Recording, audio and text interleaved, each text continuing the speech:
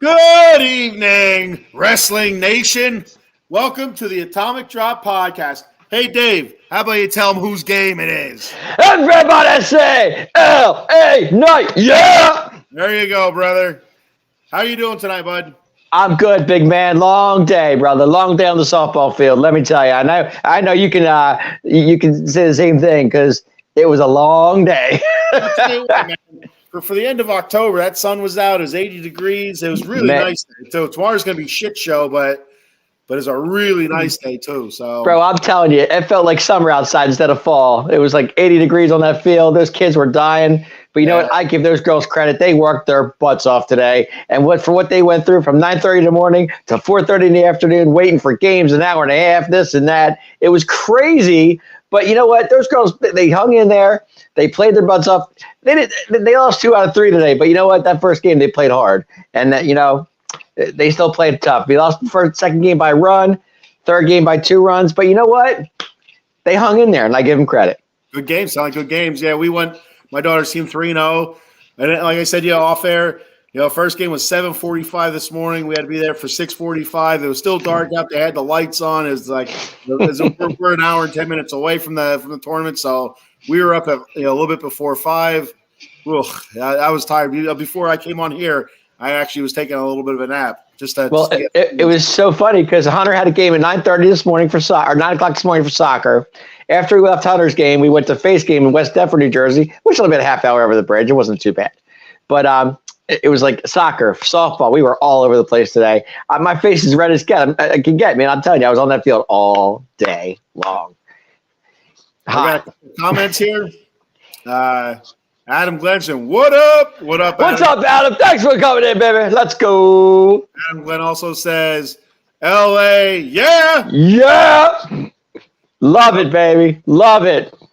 We got Joey Wood fresh off a trip to Disney there. What's up, Joey?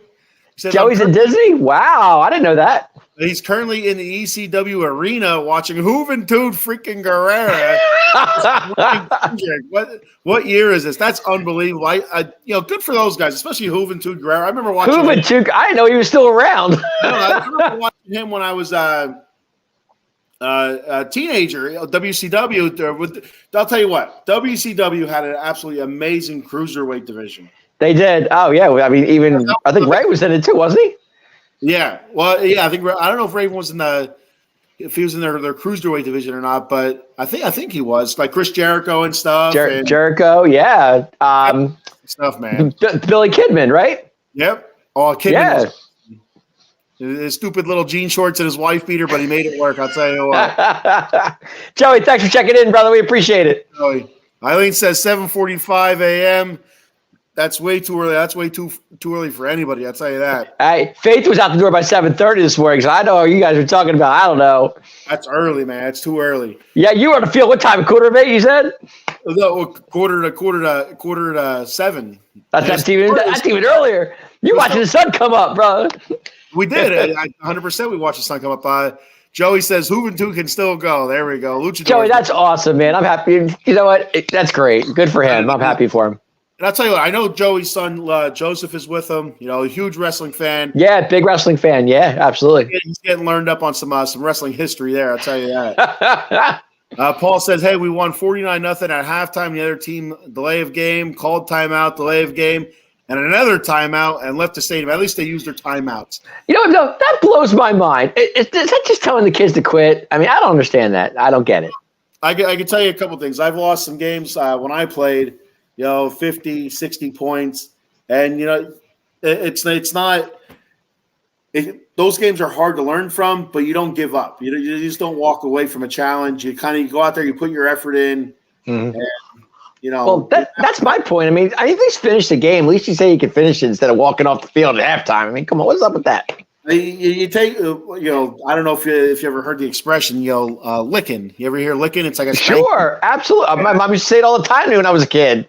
You take your licking and you come back, some other time. You know what? You go home, you get your ass kicked, regroup, and go out the next week then. That's all you can do. You don't call Coach Paul overrated. That's the last thing you want to do, because if you do that, he's going to kick your ass up and down the field. Hopefully that's a lesson learned from all these other teams. I think that's 2 weeks in a row. How dare that coach call his team overrated? What are you, crazy? All right, brother. He'll learn next time. That's for sure. Yeah. Absolutely should. You hope he does. Absolutely. Adam Glenn says 49-0 reminds you of Ken at high school. I'll tell you, there were some games that we got absolutely slaughtered. There's a team in our area called the Berwick Bulldogs. I don't know if you ever back before I played. I think it was 1993. They were the national champions. You know, I don't know how they figure that shit out, but anyway, they had Ron Paulus, who ended up playing for Notre Dame. You know, for Paul, he would remember Notre Dame. Ron Paulus was their quarterback. My older brother actually got to play against him. It was a pretty close game. But anyway, Berwick for a good 10, 15-year stretch, it seems like, had one of the best programs in the state at Class 3A. And whenever we play, we just get slaughtered. And it's wow. I remember my sophomore season, we were losing at half. I think it was 28-0 or 35-0. They're smoking us, and our coach said, hey, this is one of the best programs in the state. How about we go out there and try to win the second half? So that's what we did. We went there. We put our best effort. They kept their starters in, and we won the second half 21-14. We still got our asses kicked when you look at the score, but we got that little badge on our shoulders, kind of like, all right, we won the second half. Let's take that into the next game, and we did. And positive momentum. You know what I mean? Hey, at least you didn't quit and run off the field like that team did. Wow. That's kind of my point. Like, there's little things that you can, like little milestones or little steps that you can set up for your team than just quitting at halftime. Using your timeouts. Good for the coach for using his timeouts, I guess. Sure. You can't take them home. That's the thing you always hear during the professional games. Well, you can't take them home with you, so you might as well just use them up. And so there is positive takes that you can get out of the blowout game. Say, hey, go out there, win the second half. Sure. And as a positive, as a challenge, and that's what we did. Even though we got our ass kicked. Play for pride, even if you're losing. Play for pride. I mean, just one of those things. Paul says Palace is from Berwick, PA. I want to score 100. This isn't Madden football on the Atari 7800 here, Paul. He doesn't lay out. He doesn't lay off. I mean, come on. Does he ever let up? No, of course not. He keeps the pedal on the metal. I get it, but come on, man. All right, there, Dave. How about we get into some wrestling, some old school wrestling? Are we talking wrestling or what? We got Crown Jewel next Saturday. I am so excited. I cannot wait for Crown Jewel. It's going to be fun. The only bummer about Crown Jewel is it's going to be 1 in the afternoon. I know. It sucks to be at the softball field. Next weekend is my work weekend, so actually 1 p.m. isn't all that bad. I could probably watch it live. Okay. But usually if they're 8 o'clock at night, I could watch a half, and then I have to go to work. But yeah, so next weekend's my work weekend, of course, and there's another pay-per-view on. So like whenever they have these premium events is usually my work weekend. But I'll tell you what, we had a killer Raw, we had a killer Smackdown on Friday night, and when I saw both of these shows, really good, and I'm very excited for Crown Jewel because I think it's going to be a really good show. I'm very excited. Eileen had a brain fart. She said she thought Crown Jewel was earlier today. I was like, crap, I missed it since it's trending on Twitter, but it's next week. Yeah, it's the 4th. Next week, yes, next week, Eileen. Yeah, you're a little early. Adam Glenn says, me and Eileen want to be paid $20 a show, or we're going on a show. We're not paying for views, Adam. $20 a show? Wow. They are valuable viewers, I'll give you that. But $20 a show, I don't know. I don't know about that. You're better off going to the Walmart, hanging by the old red light there with a sign that says, hungry, please, give that you can. Jesus is looking down upon you. You got to go collect for Jerry's kids for $20 a show. Eileen says her and Adam are a tag team. Yep. Well, yeah. As last week, a tag team championship. Well, to make it a triple threat and throw Joey in there as well. All right. Adam says that they will go on strike. Strike away, brother. Do what you got to do, Adam. Do what you got to do. So Raw and SmackDown were awesome. I'll tell you that. It seemed like each show almost centered around one particular guy. Like I felt like Raw kind of centered around Drew McIntyre a bit, and and SmackDown definitely centered around LA Knight or without a doubt. SmackDown centered around LA Knight and Roman, and Monday Night Raw was centered around Drew McIntyre, Seth Rollins with the Judgment Day mixed into it. Yep, and little Cody Rhodes too.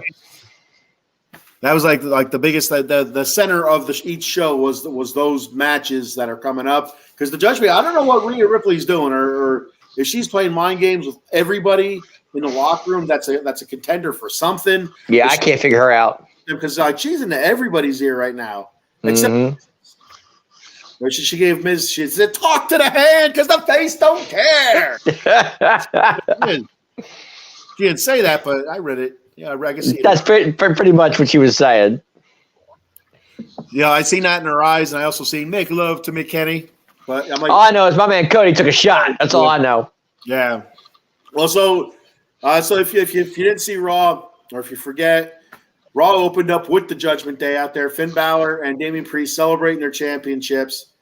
And when they're so rudely interrupted by Cody Rhodes, what business is his to be out there during a celebration? They're throwing a party, they're celebrating that they're tag team champions once again, multiple time tag team champions, and that butthead Cody Rhodes, formerly Stardust, came down and interrupted them, and kind of was talking crap to them, and eventually started taking his tie off after the After the Judgment Day, kind of told him what it was real. Told him how it was, and he started taking his tie off and challenging Damian Priest to a fist fight right there. He's like, "Let's do fisticuffs, Damian Priest." And Damian Priest's like, "Nah."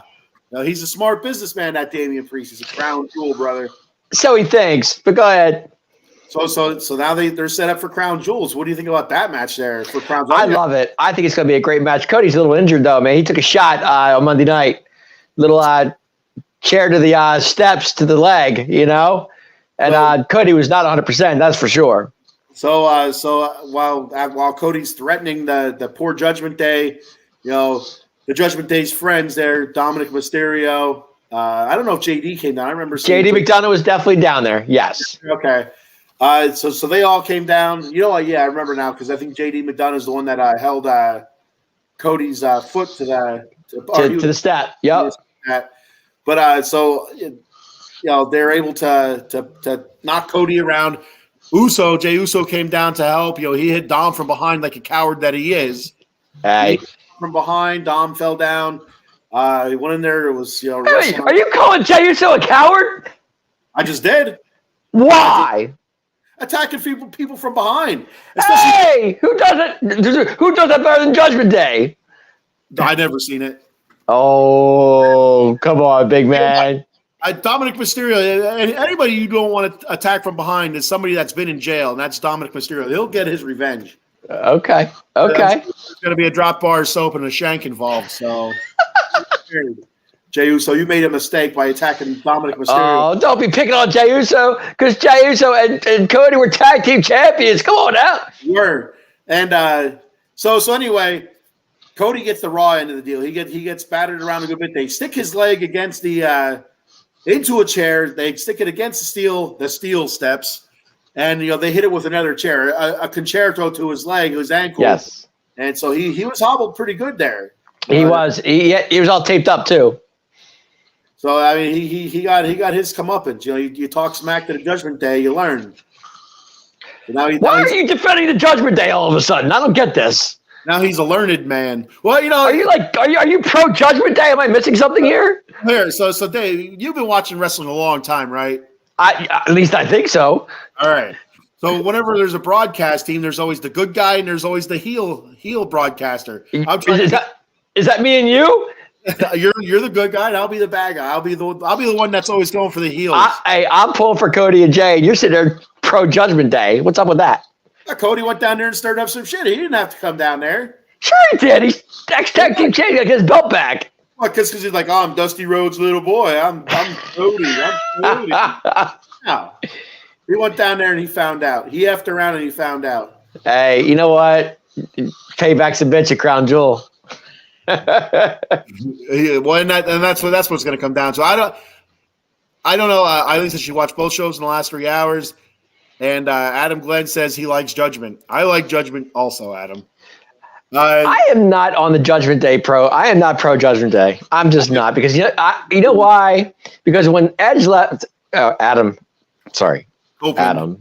Copeland left Judgment Day. I was very upset about it because I thought that was a good role for him. And then when he left Judgment Day and said, "I will get Judgment Day back," I'm still waiting for that to happen. But that's not going to happen either because he's in another organization, which I'm not happy about. But that's not my decision. Well, so real quick, let's get off subject here for 2 seconds.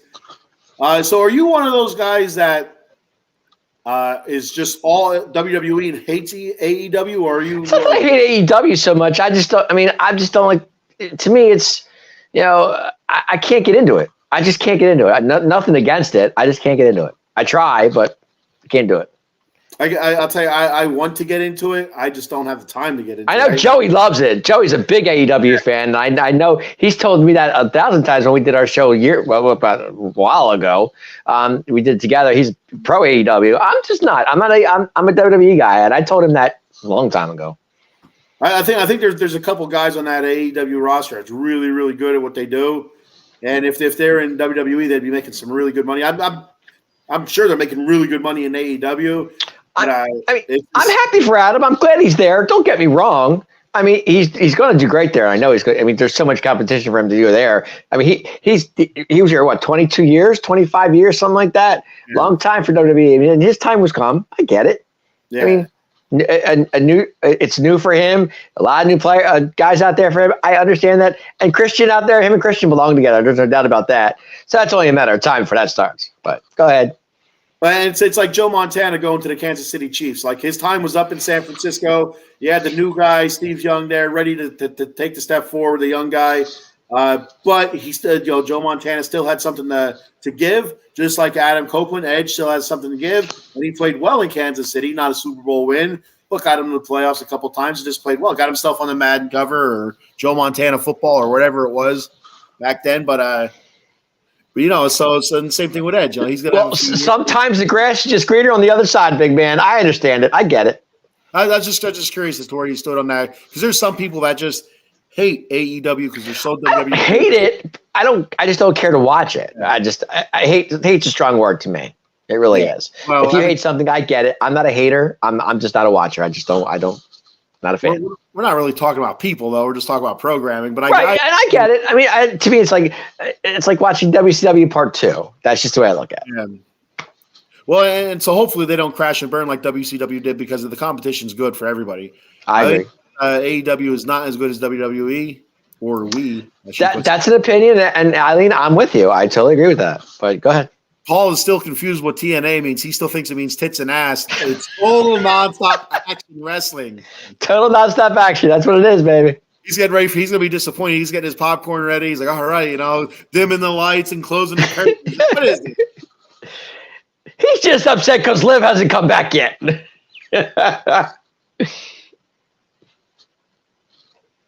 Goes me. Hey, Dave. You there? Yeah, I guess I assume I lost internet. There's a storm moving in, so. Oh, gotcha. AE storylines just make no sense sometimes, and the pay-per-views are too long. I'll give you that. I mean, they are too long. They're very long from what I keep hearing. I don't watch them, but people I do know watch them say they're very long. I've heard that many times. Kind of like Monday Night Raw is too long. That's a long ass show. Yeah, 3-hour show. But you know what? It's actually getting better. I think it's getting better. I really do.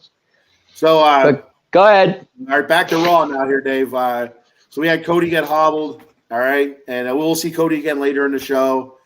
We had Alpha Academy, Gable and Otis versus the New Day. That's a pretty good match. I like. You know what? I'll tell you what. I'm getting a better appreciation for tag team wrestling. I love it.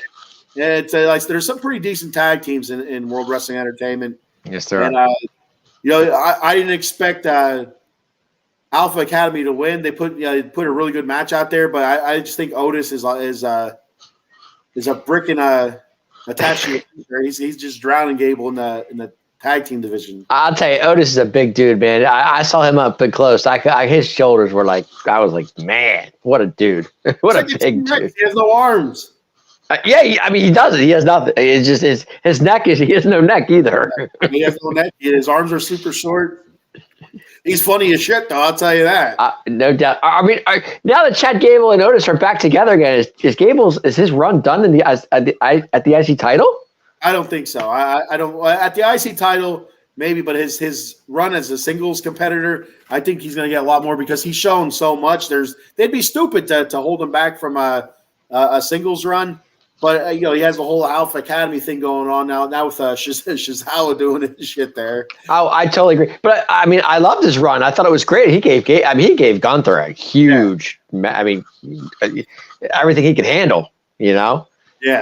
I agree. He got twice. He did absolutely twice. Absolutely. Yeah. He made you believe that he was going to win.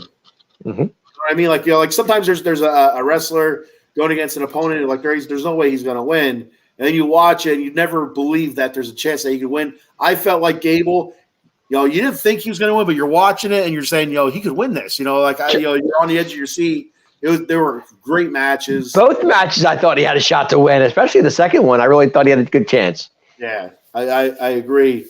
But I do like him with Otis, though, because I like the Alpha Academy. They're a very good tag team. They're good together. And to leave Otis in the dust like that, kind of wrong to me. So I kind of like them. Like I said, I like them together. I do. Well, and I wonder if they got Shizawa there to tag with Otis. Because, I mean, I just can't see Gable still continuing to tag with Otis and be a singles wrestler. Because sooner or later, it's going to come down to where he's going to have to choose either one. And like I said, I think Otis is drowning him. Otis, whenever they lose, it's because of Otis. Well, Otis is not helping out Gable. But you know what? Gable loves him, though. I mean, they are a tag team, so yeah. Yeah, but I dig the Alpha Academy also. I think it's funny stuff. It's good stuff. Gable's a fantastic performer. And Otis is, like I said, is funny. It's just the stuff that he says and his movements. Oh, no doubt. But I mean, now to you, is New Day just like, I don't know. Are you tired of New Day? Are you still with the New Day? Where are you with this? So it's funny you bring it up. I feel like they're stale almost. Okay. So I feel like they're stale. They're like I see New Day, and I don't feel the same when it was them with Big E. You know what I mean? Like when they were running hot, tag team champions for I don't know, was it 400 or 500 days or whatever they're saying. For a long time, they were the best tag team in all of professional wrestling. At one point they were, sure. Absolutely, and that was Big E and Kofi. Usually, you had Woods on the outside. Now Woods has really proven himself to me. I thought he's been wrestling really, really well. And so he and Kofi have a really good tag team going, but they feel stale. They don't feel like the New Day. No, well, I mean, to me, they're still the New Day. I don't care. Hey, look, if it's Kofi, if it's Big E, if it's Woods, they're still New Day to me. I don't care. I'm just asking: is it getting old? Are we getting tired of it? Are the fans getting tired of it? What do you think? I think it's stale. I think the fans are tired of it. But the next comment I'm going to bring up, I'll elaborate more. Brother John, that's my younger brother here. Tell Emmy I said good job. Emerson had a pretty good day at the plate today. She had a 3-run go-ahead home run. Her last bat, and in the first game she had a 3-run double to the fence, which gave us the lead, and held on to it. So way to go, Emmy. Let me talk to you. Yeah. Thanks for checking the show out there, Brother John. Fry Foundation founding member, Fry Foundation. Fry Foundation, baby. Eileen says they haven't been doing the New Day rocks lately, throwing out bootios and pancakes. So that's kind of what New Day, was back then. They were fun. Kids loved them. Well, kids loved them, sure.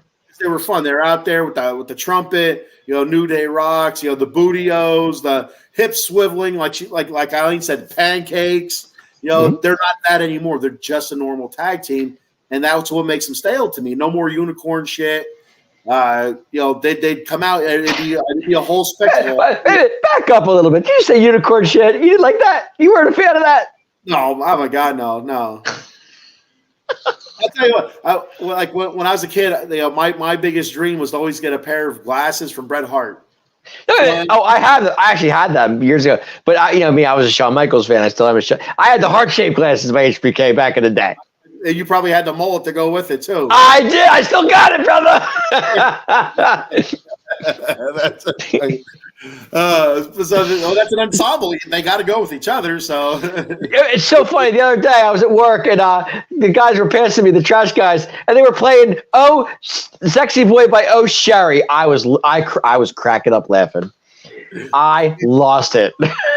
I was standing there, and the trash guy, I was, "Oh shit!" I'm like, "You gotta be kidding me!" Oh, that's great. That's good stuff. But I loved it. Those guys are hysterical, man. They're so funny. Oh my gosh. So the unicorn horn was kind of like the same things. I think they used to give one out to somebody in the crowd, kind of like what Becky, who was it? No, who was it? Natalia started giving out the shades. Right. Yep. It's but it was kind of the same thing. But you know, I was never a big fan of the unicorn gimmick, coming out of their head. But that was part of their gimmick. You know what I mean? That was part of. You mean you never had bootios either? Oh, and I do want bootios. I ain't gonna lie to you. Actually, it's funny. A friend of mine, his son had bootios and gave me a picture. I showed you the picture. Yeah. I think and he's like, hold this. I'm like, all right. So I got the picture. I'm like, I got to do this. But they don't do that. The point is they don't do that stuff anymore. They're not that. Right, they don't. No. Just plain New Day. So it loses some oomph. It makes it just any other tag team. Whereas they were able to set themselves apart from other tag teams by being that kind of entertainment. Sure. And I liked that New Day. I was a fan of that New Day. I thought they were it was fun. It was fun to watch. The kids loved it. That's for sure. A family show. Kids loved it. Family loved it. It was all good. Yeah. The in-ring work is the same. The phenomenal in-ring. Kofi's really good. Xavier's really good. Phenomenal in the ring. Backstage vignettes are pretty close to the same, kind of comical. But the entrance, you just don't have it anymore. So no, it's still like it's a New Day. Yes, it is. Yeah, you still get into it when you hear it, though. It's like here they come. I can tell you 100%. I do not. So I do. I still get into it. I have no problem with it. I ain't gonna lie to you. Before, when I'd watch it, they come out there. It's a New Day. Yes, it is. And they come out there. I'm like, new. They got the trumpet going. Hey, rocks. I'd even do a little dance with it. And sometimes I'd get up and I'd shake my little tushy or big tushy, I guess you call it. But don't let out a Glency that. We're in trouble. Now it's just I don't even know that they do it. I was thinking, do they even play their entrance music? I don't even remember. So they do. Yeah. So I mean, and like they're one of those teams now where they come back from commercial break and they're already in the ring. You know what I mean? Like what the hell there? That's whereas before it was a spectacle. It was something you had to watch. Yep, I agree. So that's my thoughts on New Day.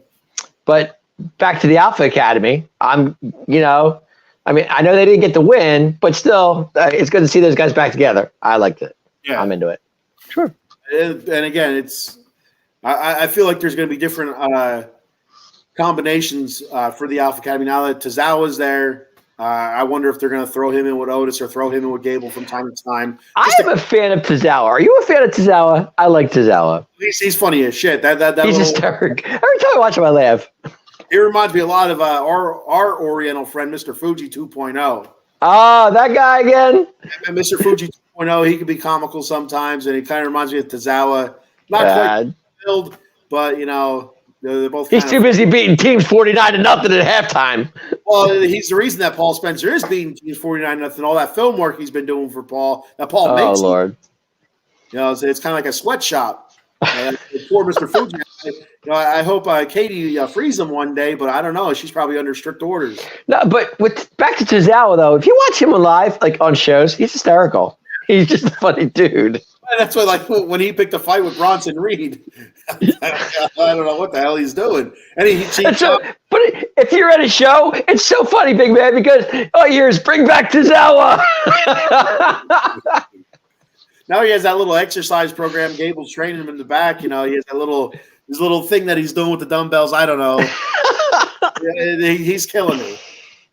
How can you not love Tozawa? Everybody loves Tozawa. Come on. That's a good thing for him. He has his gimmick going. He has his thing going. Sure. Long that can last. And it's hysterical just watching him because the things he does.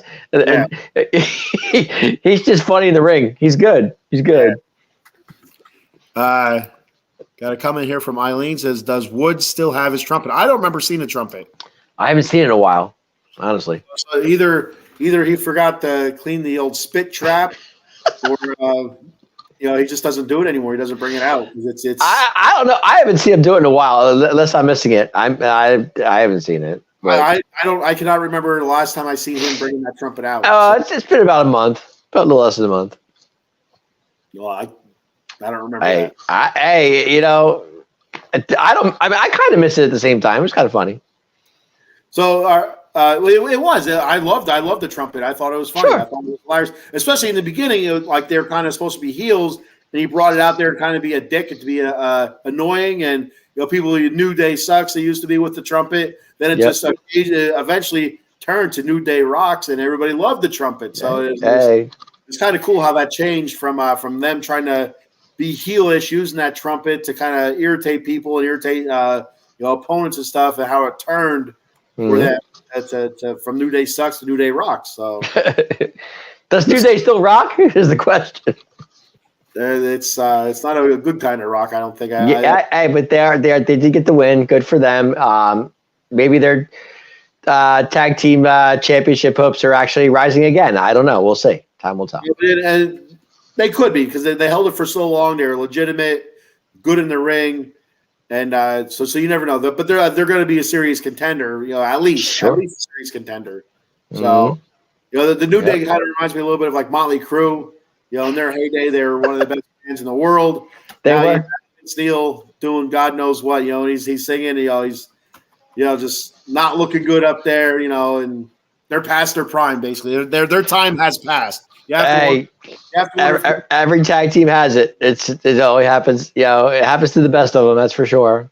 So you have to wonder, especially without Big E there. So, do you miss Big E? I do. I thought it seemed like they were priming him up for a singles push. That's what I thought I heard, and then he gets hurt, by getting tossed on top of his head, which is a real bummer. That was a bum rap right there. That was not called for. I don't think it was planned. But he has recovered like really good from what I've heard. So I thought I heard he's not going to wrestle again. Oh no, he's not going to wrestle again. But his recovery actually isn't like he's not in the next brace or anything from what I'm seeing. So yeah. Eileen says Vince Neil still balling. Vince Neil still looks like a ball, and that's one factor to another. So I can say that. Many people can't say that. Is he still smoking in the boys' room? What's the deal with him? He is the boys' room. He's the janitor. He's janitor. And chasing the boys out of the boys' room smoking. There you go. All right, so let's move on from that. We had Shizawa, Bronson Reed. Again, it was kind of just, you knew what was going to happen in that match. Sure, Bronson. Oh my God, Bronson Reed crushed him. And I'll tell you what, I've never that tsunami that he does, off the top. Does that surprise you that big man can do that? Not really. I mean, it surprises me how quick he gets up the ropes and how quick he gets off of them. Because usually, like with the high flyers, you'll see them slowly get up the ropes and they kind of set their feet and stuff like that before they do something. Bronson Reed, he gets over there, 1, 2, 3, he's up, and by the time both feet don't even touch the rope sometimes. They show the slow motion. He got up to the top rope. As soon as he got one foot on it and the other foot over top, he was already launching forward. But the height he gets coming off that rope, does that amaze you how high he can get? It scares me. I'll tell you that. It does. It scares me too. It really does. Tozawa. If you're Chizuru Tozawa, you're sitting there, you're laying on that ground, and you see that big man coming off that rope. What are you thinking? Shit. Exactly. Put it in Japanese or whatever. Whatever he says, like, oh God, here we go. Oh my God, please don't miss. Yeah, exactly. Like you always hear that they know how to protect themselves in the ring, but I'm like, the dude is 400 pounds. Not like that. Come on, my man's coming off a huge. That's 500 pounds right there, bro.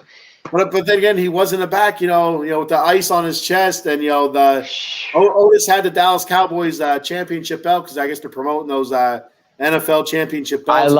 I love it. For $10,000 or whatever, it seemed like a lot of money. Yeah. And then they gave it to Tozawa. Oh, you're still a champion and stuff, and Dallas Cowboys belt. and still partying up. So it couldn't have hurt that bad. But I mean, I'll tell you what, that's seeing a little guy taking a big splash from a big dude is always scary. Just like Yokozuna, we used to do that bonsai drop where he'd sit on people's chest. Yep. It was always scary to me. Like, well, just watching him back, because the dude literally is coming down at full ass on your chest. It's like watching Rikishi. Same thing. Yokozuna was twice his size almost. Over 500 pounds. At True. some point. Yep. From the second rope, just jumping down on their chest and. No, but I am a Bronson Reed fan. I really am. The guy is. I mean, to me, he has risen. And I say this every week on our show. The way he's come across, he had a couple Intercontinental title championships with Gunther. I didn't come up big, but whatever.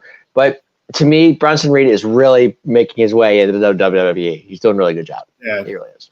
But yeah, it's only a matter of time before he's champion, some kind of champion. Anyway, I have no doubt. Do you like outspoken Bronson Reed or the silent version of Bronson Reed? I like the silent version. I do.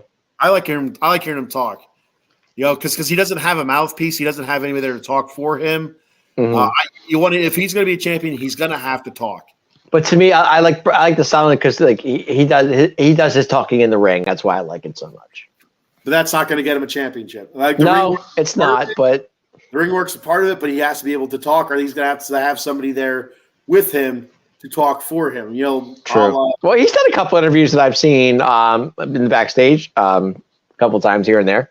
But I mean, that's like that. He's getting more of that stuff. He's not getting the brooding or the 2-word. Bronson Reed. You're getting full sentences, full interviews of him. Predicting doom for his opponent. You know what I mean? Right. I agree. Yep.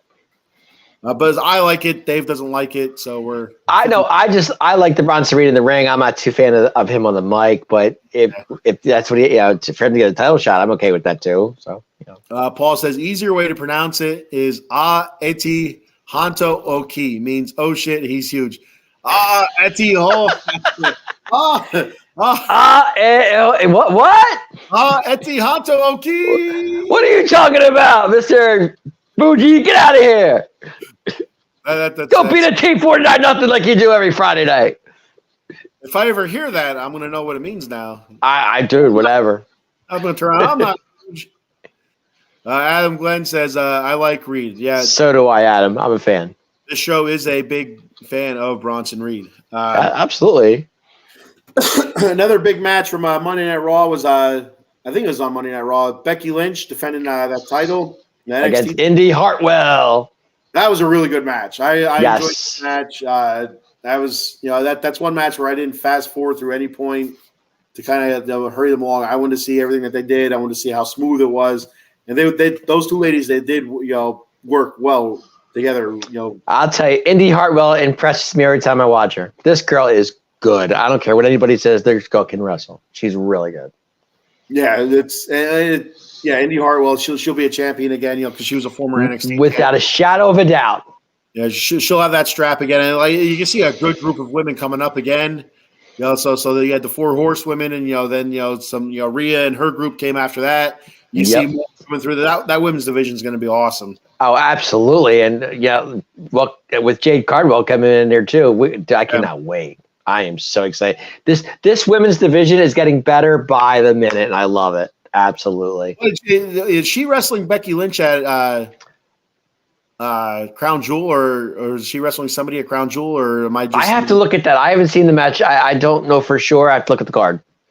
Eileen said Paul is boycotting wrestling till Liv Morgan comes back. This is correct. Eileen, yes, he is. No doubt about it.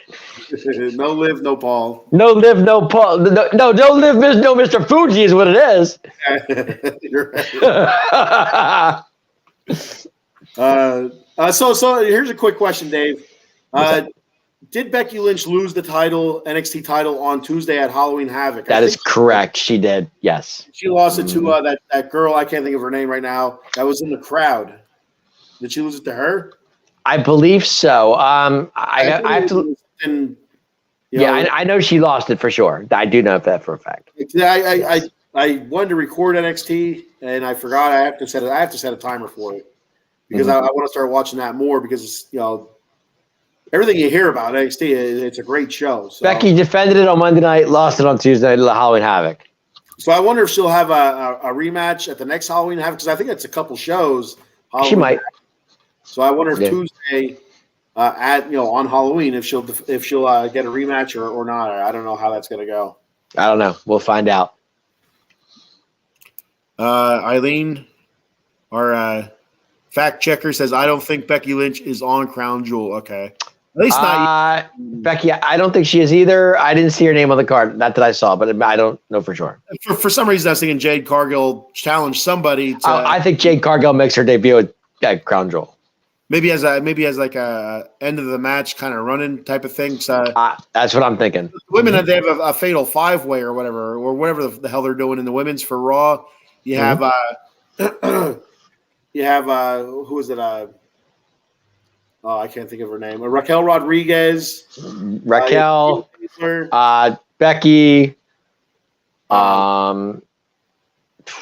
Who's Becky? Probably. I would think Indy, if anybody.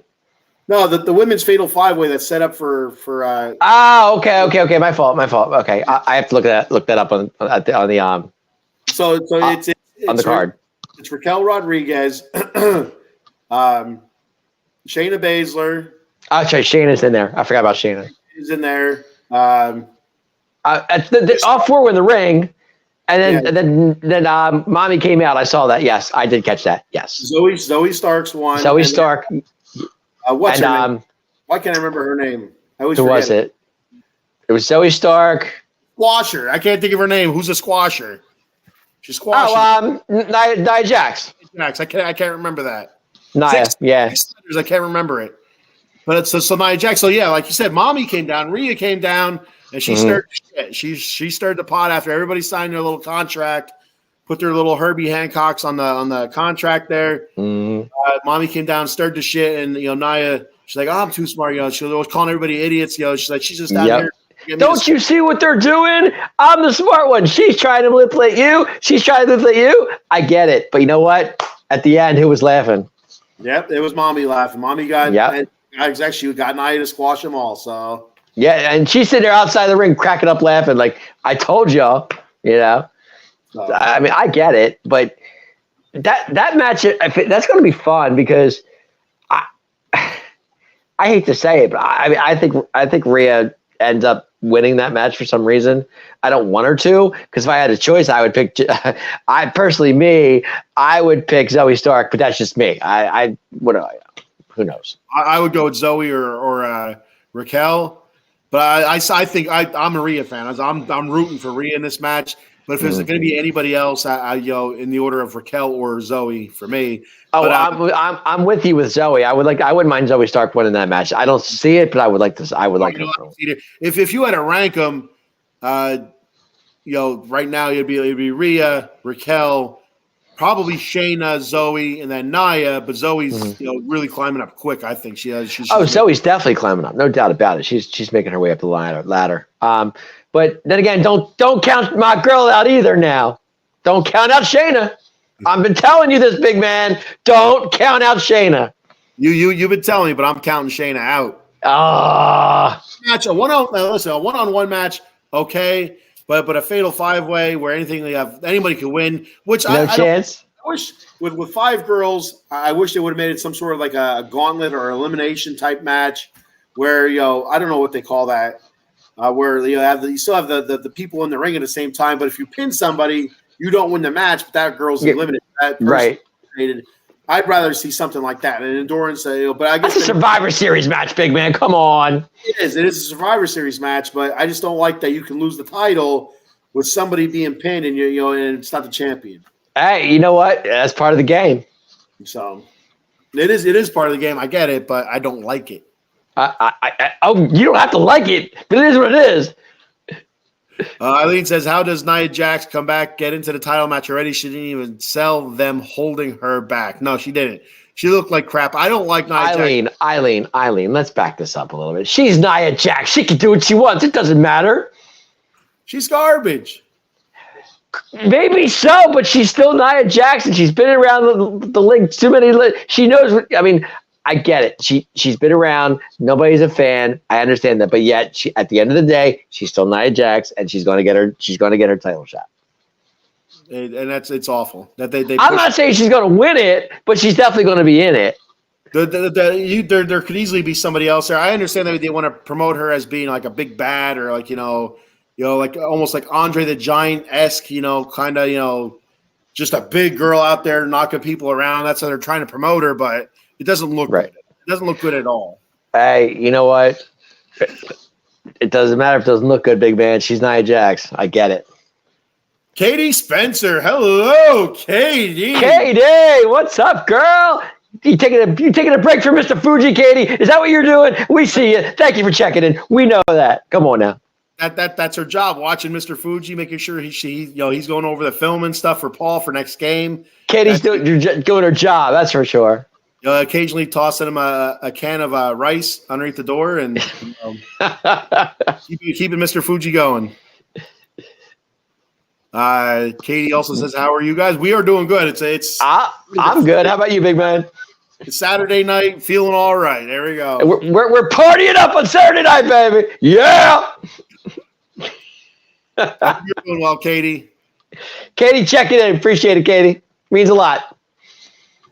So sorry, Monday Night Raw, back to Monday Night Raw, back to business. What else did we have going on there? We had we actually had Johnny Gargano showed up. Yeah, Johnny Gargano versus Giovanni.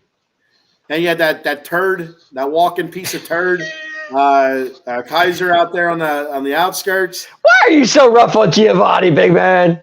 I have nothing against Giovanni. I don't like Ludwig Kaiser. He's a walking piece of crap. Okay. I hear you. You sit there, you get a turd. All right, listen to me, Dave. You get a turd, you get yourself a piece of sandpaper, you polish that son of a bitch up, and you got yourself Ludwig Kaiser. That's what you got there. Turn it sideways, shove it up straight in your ass. So that's what you got going on with Ludwig Kaiser.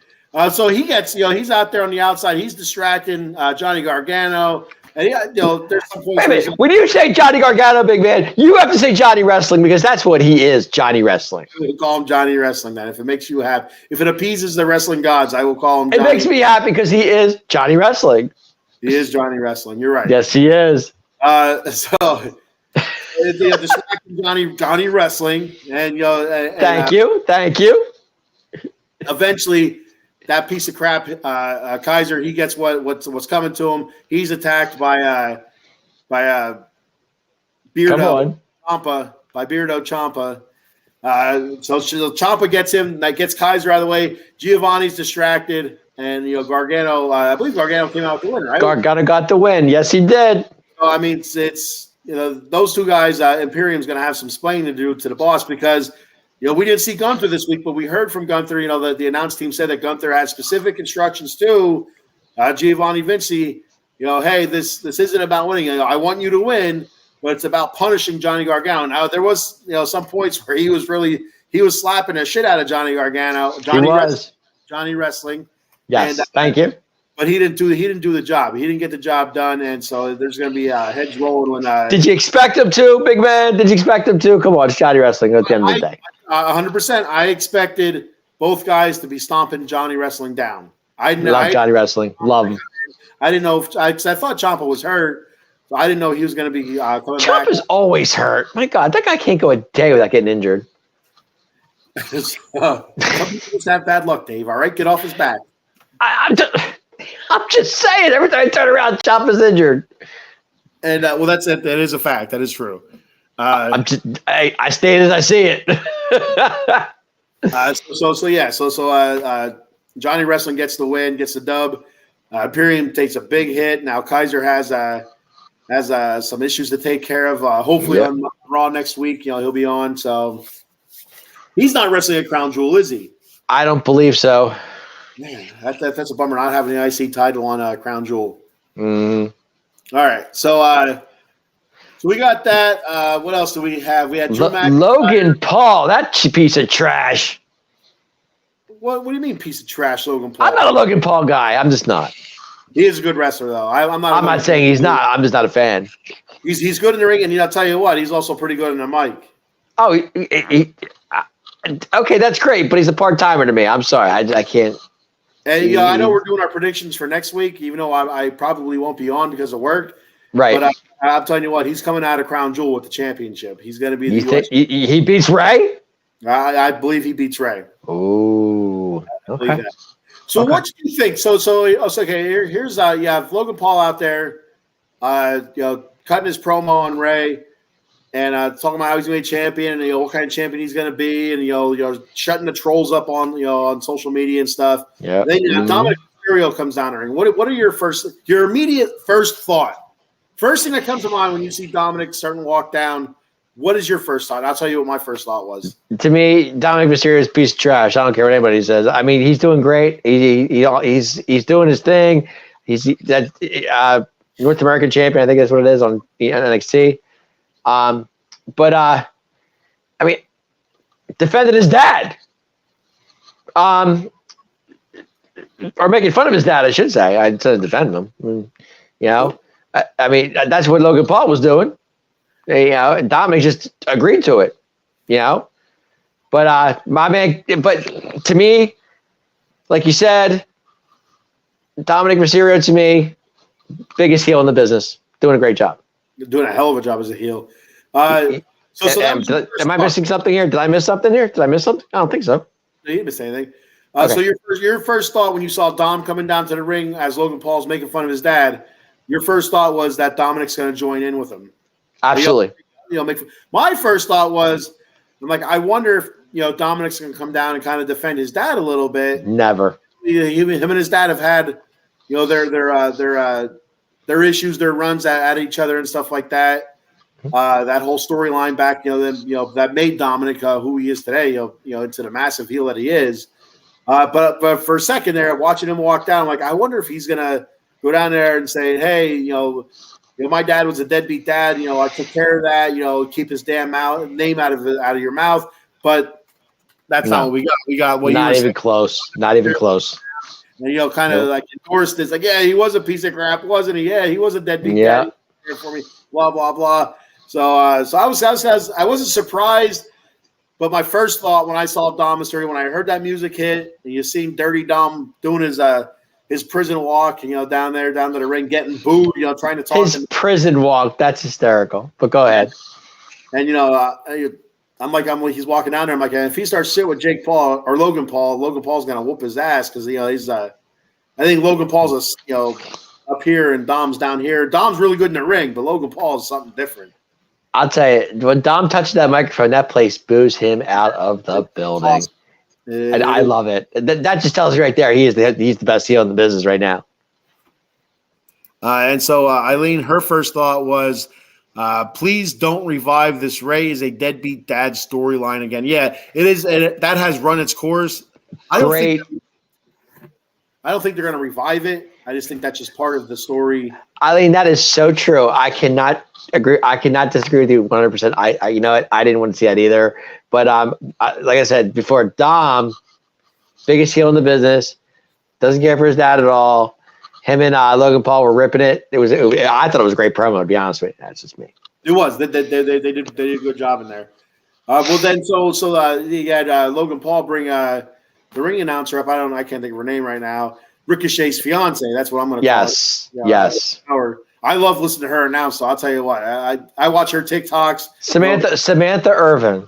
Yeah, I watch her TikToks and stuff like that. I think she's fantastic at what she does. Awesome, phenomenal. So Logan Paul brings her in. I'm like, why is he doing that? And it pissed off Ricochet. And then Ricochet came in and Ricochet did some damage to Logan Paul. That's for sure. So then that was a pissed off Ricochet, and that's a Ricochet I like. I like seeing. Well, Ricochet lost to Logan Paul. That's why it was. That was pretty much where that came from.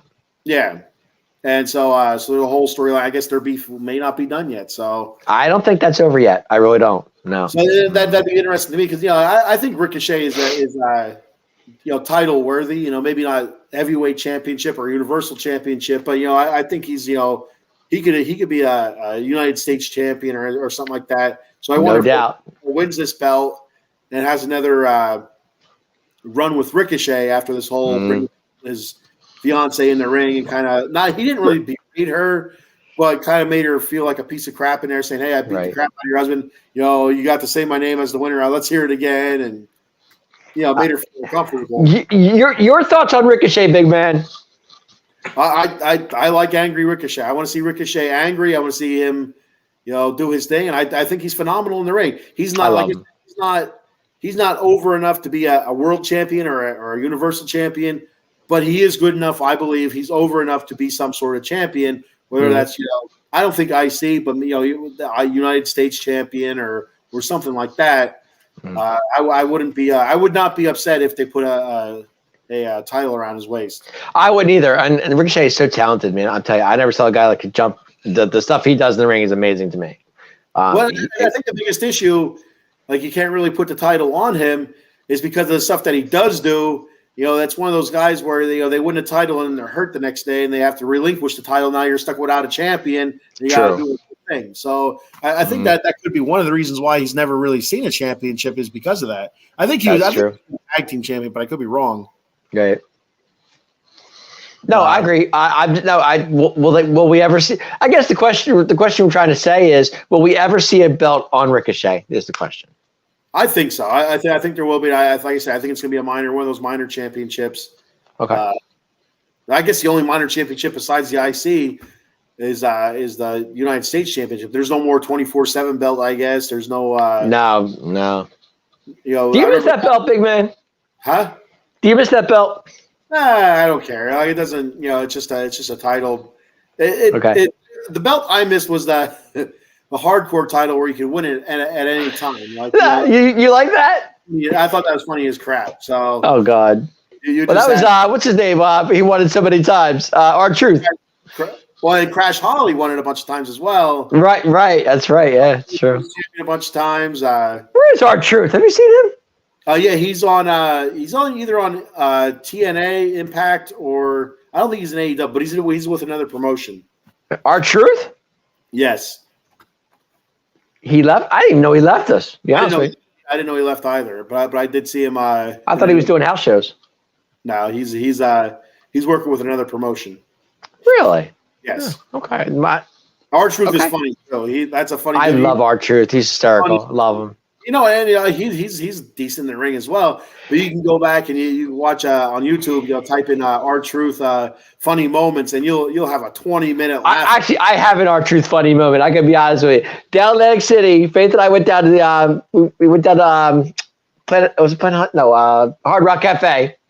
Went down to Hard Rock Cafe, saw a show down there, and the funniest thing, it was a house show, of course, but the funniest thing was R-Truth's in the ring. He's like, I'll challenge anybody. Here comes Bronson Reed. Oh, God. Bronson Reed destroyed him. He's like, I didn't mean it was going to be Bronson Reed. He did that with somebody else. Who was it, Brock Lesnar or something similar to that? They did on a like it was a Raw or a SmackDown.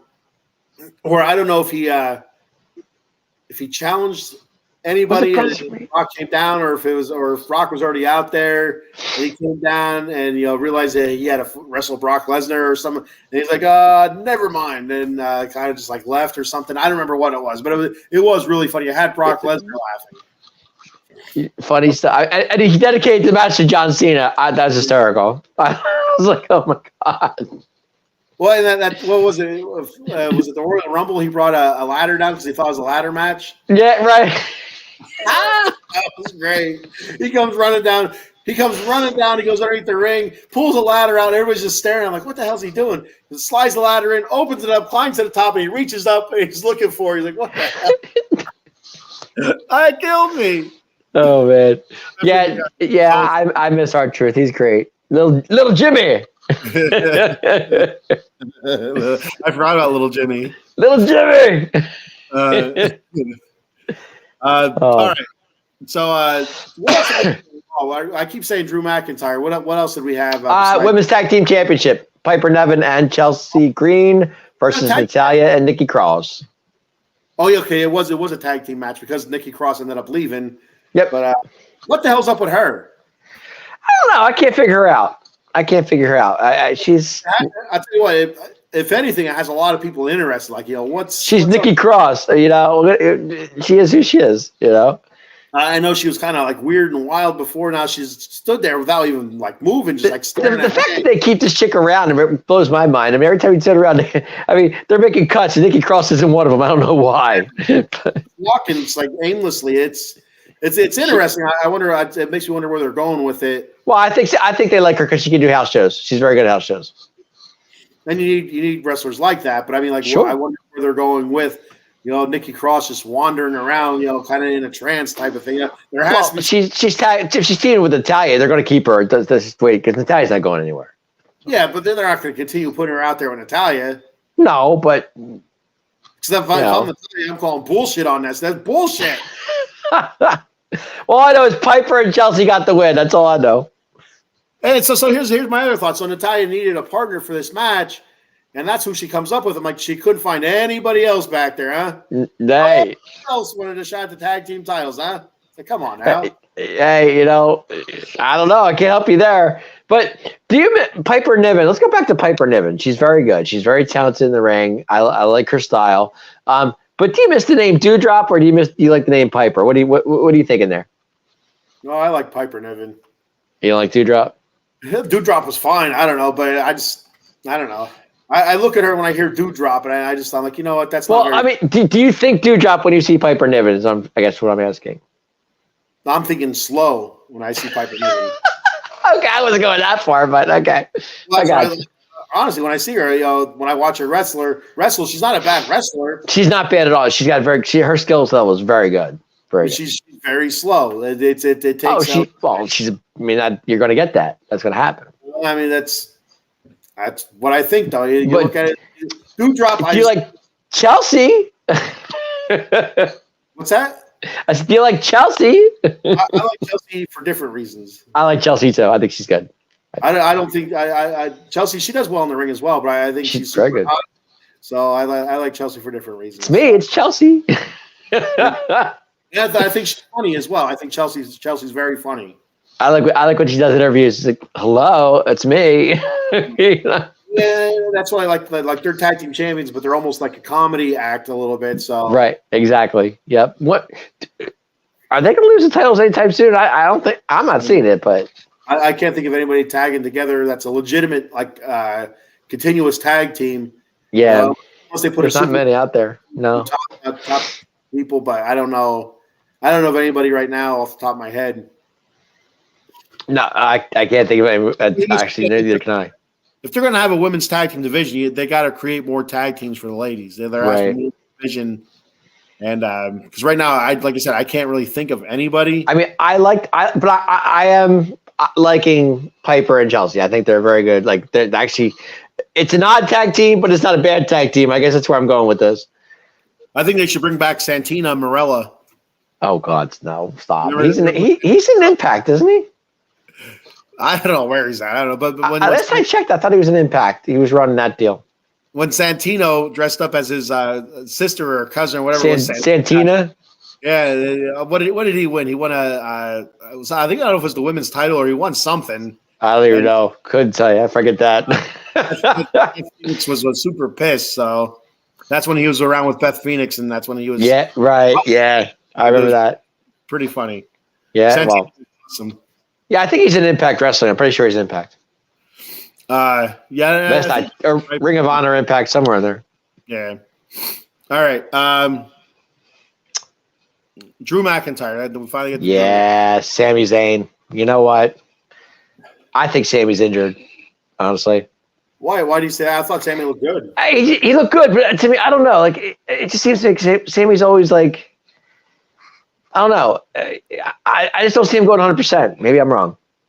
I thought he looked good. I thought he moved well. I didn't think 1 second that he might be injured and he's not performing. I thought he looked good. For a little bit there, like he might win this match and upset Drew. Oh, he had Drew on the ropes. There's no doubt about it. But I just don't. I'm not seeing Sami 100%. Maybe it's me. I could be wrong. That's because he's not riding the coattails of Kevin Owens. That could be why. He doesn't have Big Kev there to get him out of hot water all the time. Right, exactly. Yeah. But I love the Blue Thunder Bomb. I'm a fan. I do. I like it. Of the what? The Thunder Bomb. Oh, I think it's the Blue Thunder Thong. I'm like, what the hell? No, it's Blue Thunder Bomb. Jesus Christ! They're like What whatever. thunder dog? Thunder dog? But yeah, there's a good match. I thought Sammy did well in it. Drew, you had mommy. So when you had Rhea Ripley come down, she was in everybody's ear backstage. Yeah. She came down, and for a second, I'm like, is she going to distract Drew, and Drew's going to lose? I'm like, that's what I thought first. But then she was able to distract Sammy and cost Sammy the match and get. But did you notice what Drew did at the end, though? He walked right by her, didn't look walked right by her. Yeah, he did. And so part of me is like, is that him? Being kind of not ashamed, but kind of like being disgusted with himself that he's even entertaining thoughts of or winning matches because of Rhea Ripley and Judgment Day. Is that or did he just kind of walk by just because he walked by? I don't know. I you know what? I don't know for sure, but I know Judgment Day's putting their nose where it doesn't belong. But I know Drew, like I said, Drew and Rhea, they have something going on. I don't know what it is exactly, but it'll come to. I guess we'll figure it out eventually. But eventually, I don't know what the hell Rhea's master plan is with all this stuff because she's talking to everybody. Right. But what was I going to say? Hey, it might all this talking might backfire on her. Well, it could, and that was one thing I wanted to bring up earlier, but I forgot.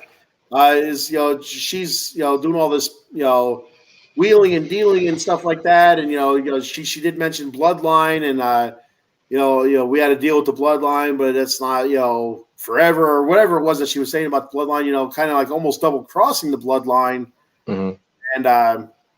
Who was she talking to when she was talking about that? I believe I forget who it was top of my head, but yeah, but she's trying to recruit new people to the Judgment Day. So it was she's Seth Rollins. It was Seth Rollins. That's who it was, because she said she goes, you come to the Judgment Day, and they laughed at her. It was him and Cody, I think, wasn't it? Or I forget who was in the ring. It was a backstage vignette. No, I remember the two were in the ring, though, but they were trying to say, come to Judgment Day, that they both laughed at her. Or somebody laughed at, I think it was. And, well, I don't remember that. Okay. But her talking to Seth in the back, saying that, what the hell was it? It sounds like, if you come to the Judgment Day, we have Priest cash in on somebody else. Okay.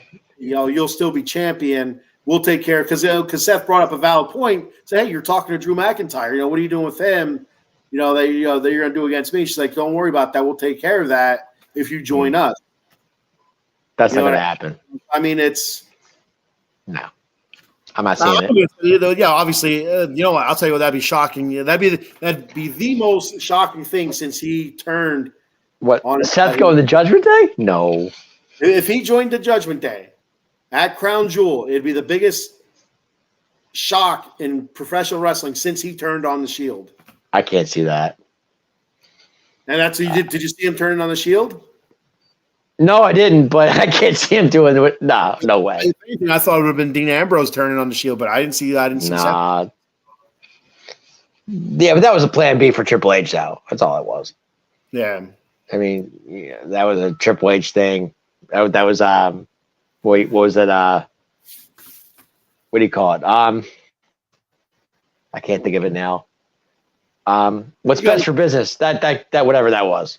Yeah. The whole best for business days. I remember that. Right. Yep. Title because that's what's best for business. Business. Right. Exactly. That garbage. I would like to know would Drew join the Judgment Day? I think he would. Right now, I think he's on the verge to. That's for sure. Especially if it gets him the championship, and if it gets him a title shot, sure, why not? And it kind of like gives him like see I can cheat too kind of thing, like like cost him the title again. Bloodline, helping out Roman and stuff like that. He had the championship won. No, I can see Drew doing it, but would I like it? No, but I would love it. I think it'd be fantastic. Okay. I don't think everybody in the Judgment Day. I don't think Drew needs Judgment Day to win on his own. That's where I'm going with it. Oh, absolutely not. But it would make them so much stronger. But I do think that would end up having Priest leave. I would think because I feel like it would piss people off, and I think particularly Priest that takes one of his options off the table for cashing in. Right. Drew were to join as champion. Well, I thought with JD McDonough, I thought Priest was going to get out of there because him and those two didn't get along at all. Well, Drew McDonough's kind of like a gnat, buzzing right? around. Exactly my point. But I'm saying if between Rhea and Dom and Finn, they're fans of JD McDonough. Drew's Priest isn't. And JD's cost him some matches, and JD's also helped him in some matches. And so. I still think that briefcase is a fake, but again, we've talked about. I do. I just think that briefcase is a fake. It's not the green one. It's something in that contract is not legit. I'm telling you. It's a half-eaten apple in a sandwich. That's my point. Exactly. It's a ham sandwich with bologna in it. Exactly. Adam Glenn says Drew in Judgment Day is best for business. I agree with Adam. Oh, Adam. I think it'd be fantastic. Adam, does Drew really need Judgment Day to go for a title? Seriously. Yeah, he does. That's how other people are winning titles. Okay. From factions. Okay. Absolutely. You got to have somebody has to have your back. And, Drew has nobody right now. Nobody. But for Sami Zayn, yeah, it was a good match. It was very good. I know he misses Kevin big time because you could just see it. Definitely see it. All right. So that's all we have from Raw. Raw was great. Real quick before we move on to SmackDown, we got a comment here from we did miss one match, though. What's that? Damian Priest versus Jey Uso. Oh, yeah, we did miss that, didn't we? That was a pretty big match. Yes, we did. Yes. And so that I think that was the main event, right? That was the main event, yes. So Priest versus Uso, good match. And you knew it was going to happen. Sooner or later, you're going to have the Judgment Day come down and attack Jey Uso. You knew it was going to happen. There was going to be some shenanigans and stuff. That's main event Jey Uso to you, Mr. Man. I'm not going to say that. not a Jey Uso fan. Especially, I know you're not. I know you mentioned that. I know. But he was in the main event, so you got to give him that. That's why he's called main event Jey Uso. So so you had them wrestle. They're stomping a mud hole in his candy ass, Jey Uso. Yep. And then here comes Cody Rhodes, hobbling down. And you know what? Cody with that one leg. Yeah. You know what's going through my head as he's hobbling down with a chair to help him? Can't wait to hear this. Going through my mind is that Foo Fighter song. There goes my hero. Oh, God. He goes. Hobbling down, his shirt's untucked with his hair. I'm coming for you, Jay. I'm coming for you, Jay. I love you. That's what's going through my head. So it's that's There goes my hero. There goes my hero. That song goes through your head when Cody Rhodes is coming down the ringside. Yes. Are you kidding me? It was like a music video. Like I said, I could picture it in slow motion. Jay hobbling down, or not Jay, Cody hobbling down. Able to get his crippled ass up and get down to the ring to help his good buddy Jey Uso out, who's turned on so many people. Yeah, there goes my hero. There goes my hero.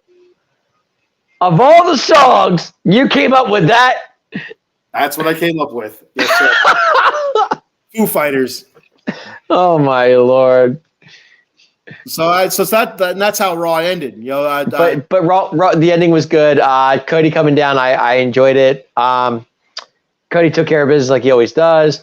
Now my problem is Cody next week. Are we going to have a healthy Cody next week? Because I don't think we are, and it's not going to be good. Well, so real quick, at the end of the match, I know that they're putting Jey Uso his leg into the chair, much like they did to Cody. Cody came down. That's why Cody came down to stop that. Even though Jey Uso was pretty late coming down to help Cody out, Cody came down pretty quickly and to help his buddy Jay out. They didn't get the chair shot off, but I feel like did they do this? Did they get Priest? No. I thought they put somebody from Judgment Day into the chair, but I can't remember if they did or if they didn't get it off. I think Jey Uso actually speared Priest, if I'm not mistaken. Okay. Yeah, I do remember that now. You said it, yeah. Yes. The old tackle. So yeah. Oh, tackle. The old tackle. Oh, big man, you are rough on Jey Uso. I don't like Jey Uso. Obviously. We got a comment from Out of the Box. Before you go to that comment real quick, I see with the comment, Mr. Out of the Box Sports, Mr. Fuji, whatever. Back to Jey Uso. You say you don't like Jey Uso. Did you like Jey Uso when he was with his brother as the Usos? I always hated the Usos. I'm not an Uso guy. Oh, okay. I think they were they're like one of the best tag teams ever, but okay. Yeah, they were at the top for so long. It just it was old to me. I didn't like it. There wasn't a very good tag team division either. I don't think, but just me, Use. Yeah.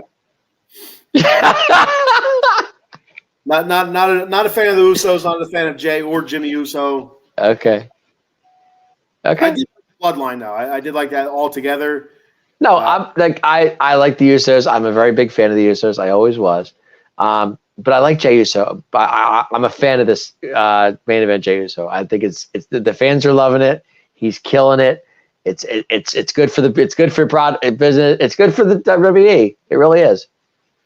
I think it's hot garbage. So okay, that's what I think. Okay. Hot, not even cold garbage or regular garbage. Hot garbage. All right. What's his comment by Mr. Out of the Box Sports? Kind of garbage, Dave. The worst kind of garbage is hot garbage. Just so you know. Okay, if you say so. You don't want hot garbage. So from Out of the Box Sports Entertainment, special programming note. Next week we are going to have a special guest, Cindy and Vicky from Keep It Real Wrestling Podcast, will be joining us. Whoa. We'll be joining the Atomic Drop Podcast to talk Crown Jewel. So Cindy and put them up again one more time. Cindy and Vicky. Cindy and Vicky. Yes. Here we go. Hang on. Here we go. Cindy. Right. It says Destiny. It does say Destiny. So where you get Vicky from? Well, maybe Vicky's her real name. Destiny's her show name. I don't know. I don't know. I guess we'll find out next week. Well, yeah, they're on with Keeping It Real podcast. Is Keep It Real podcast will be on with Keep It Real with the Atomic Drop guys. Myself, I don't think I will be on next week. I think I will have to work. Are you missing this interview? I am. I believe it's my weekend to work, and gotcha. I'll be missing the interview. So I guess Mr. Fuji and I have to take care of business. It'll be you and Mr. Fuji more than likely, because I feel like that whole fire that the one company had, they found some material. So I think we're rocking. We're pushing. So you're missing Cindy and Destiny. Yeah, it's a bummer. Yeah, it is a bummer. It is a bummer. Yeah, they look like they know what they're talking about. So I'm excited to talk to those two, see what's going on. Eileen said Jey Uso had blue on Raw and Jimmy had red on SmackDown. I noticed that a couple of weeks ago that Jey Uso had, for whatever reason, he dyed his hair, but the bottom of his hair it's red. Yeah. Well, Jey Uso's is blue, and like shirt main event Jey Uso's like in SmackDown colors. Like, this guy's an idiot. He's on Raw wearing SmackDown crap. And then I didn't notice. I guess Jay was wearing an all red, all red. Yeah, he had all red. But yeah, he did. I don't know about his hair, but it kind of makes you wonder. That's a good catch by Eileen. Because of course Eileen would catch that. I wouldn't. There's not a shot of a doubt Eileen catching that. That's great. I love it. And like I mentioned this before, sometimes wardrobe can lead to hints at a change or at something coming up. And so I wonder if that was intentional. I wonder if it's intentional that Jay has the blue. I wonder if it's intentional Jimmy has the red. Because I'm still not buying that they're split up. I'm still not buying that Jimmy's helping the bloodline. I'm still not all on board with that. You're not all in on that, are you? I feel like there's something underhanded going on here. I still don't think Jimmy's a part of the bloodline, to be honest with you. I don't know. I feel like he is a part of the bloodline, but I don't think he is, because we'll get to SmackDown later. But when we talk about SmackDown, I'll explain that more. Okay. Adam says, "Ken, you need to work more and pay me and Eileen." Fuck out of here. All right. So before we move on to SmackDown, I'm going to do some sponsor reads here. What do you think, Dave? Pay the bills, big man. All right. I'm going to pay the bills. So we got Big Al here. Jay Fine Law, Jason Fine, Attorney Big Al, you can reach Big Al at 1-800-HURT-123. That's 1-800-HURT-123. Jason Fine specializes in motor vehicle accidents, slip and falls, workman's comp, and personal injury claims. 3 office locations located throughout Pennsylvania and New Jersey. The office in New Jersey is located at Cherry Hill, New Jersey, 3 Greensward Lane. And the number there is 856-209-5258. Then in Pittsburgh, Pennsylvania, the Steel City, it's located at 500 Grant Street, Suite 2900. The number there is 412-365-8151. And in the city of Brotherly Love, Philadelphia, Pennsylvania, the office it's not so brotherly love lately. Oh, they're still crying. The streets are still wet with their tears. 1628 JFK Boulevard, Suite 2120. And the phone number there is 267-888-2980. That's Jason Fine, Attorney Big Al. Make sure when you reach out for his legal expertise that you mention Out of the Box Sports Entertainment. Hook you up. And we got Monkey Cold Coffee here.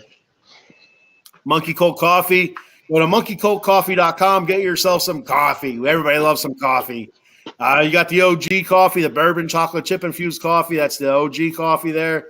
The toasted coconut rum, fantastic. The Sumatran blend is a medium roast. Very good coffee there. Just a regular, no-nonsense coffee right there. The newest blend, the organic Perula, Florida coffee. That's part of their global gourmet collection. I can't wait to try that. Once you load your shopping cart up with all that coffee, all those whole beans all ground, head over to the swag shop. Get yourself a T-shirt, mug, tumbler, the cold brew pitcher set, K-cup adapter, and don't forget the Paradise Rum Cake.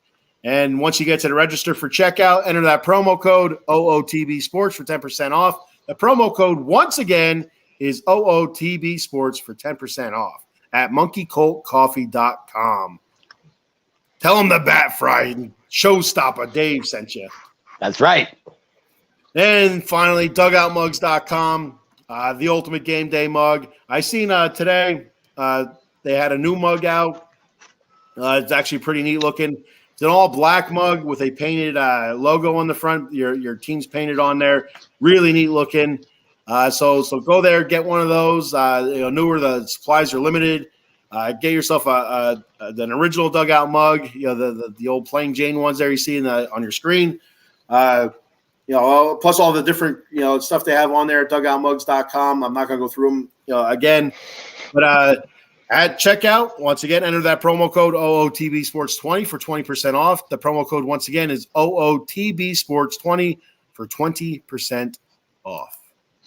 Get your dugout mugs, yeah. I'll do the show reads at the end then. Once we're all wrapped up here. Raw's wrapped up. So let's move on to the old Smackdown. I love Smackdown. That's my favorite show. Oh, so you're a Smackdown guy? Absolutely. I've always been. Always have been. Mm-hmm. I didn't know. Smackdown's only 2 hours, and I mean Raw's 3. Don't get me wrong. I like Raw. I have nothing against Raw. But when it comes to Smackdown, it's a better show.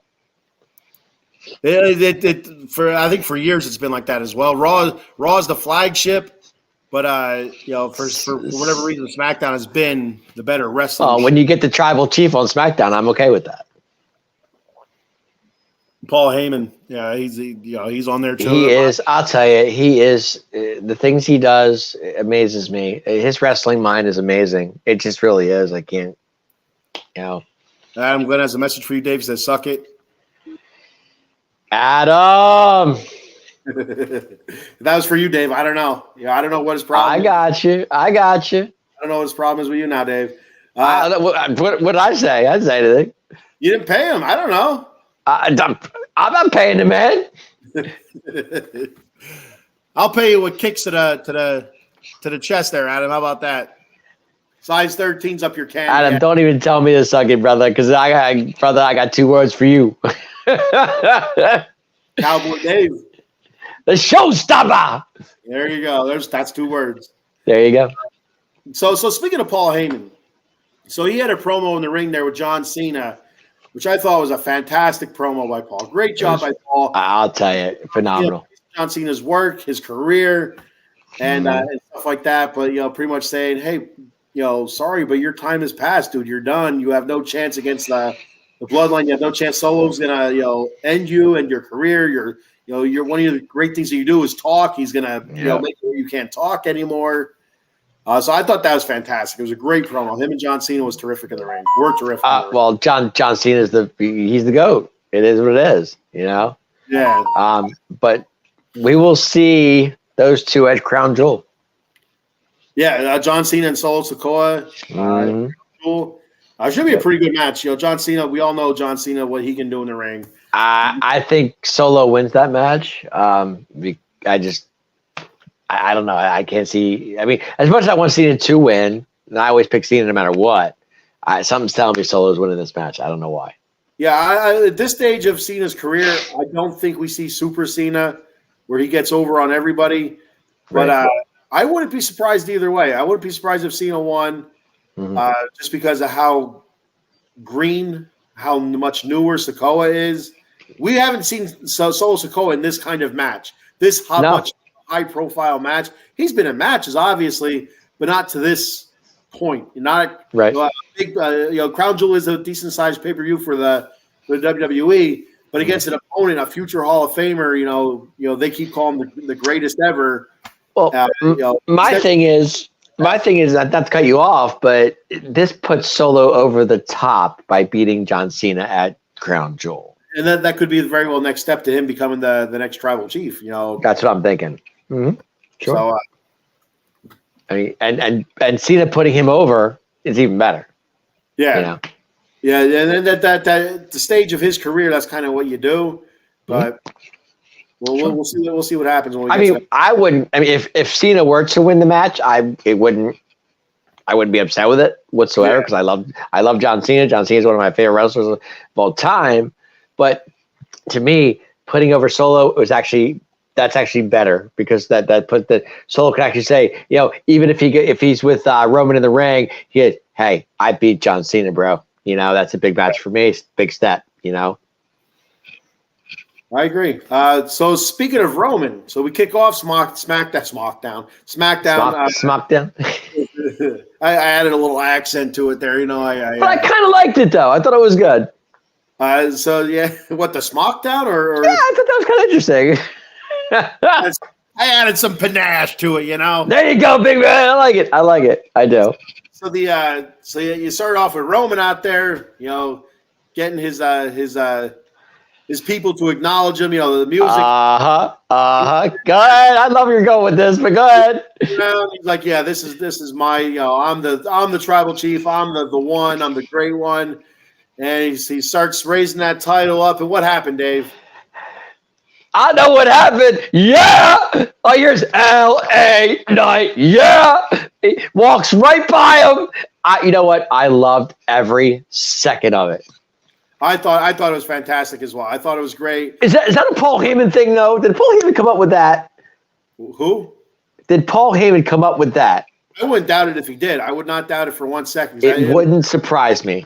It's Paul's a great mind in wrestling. Has been for a long, long time. When his music hit and he walked by Roman, I was like, "This is great." Well, and what did he not do? He did not acknowledge Roman. He told him to acknowledge him. That was the best part of the whole conversation. He didn't look over at Roman. Not once. No. Nope.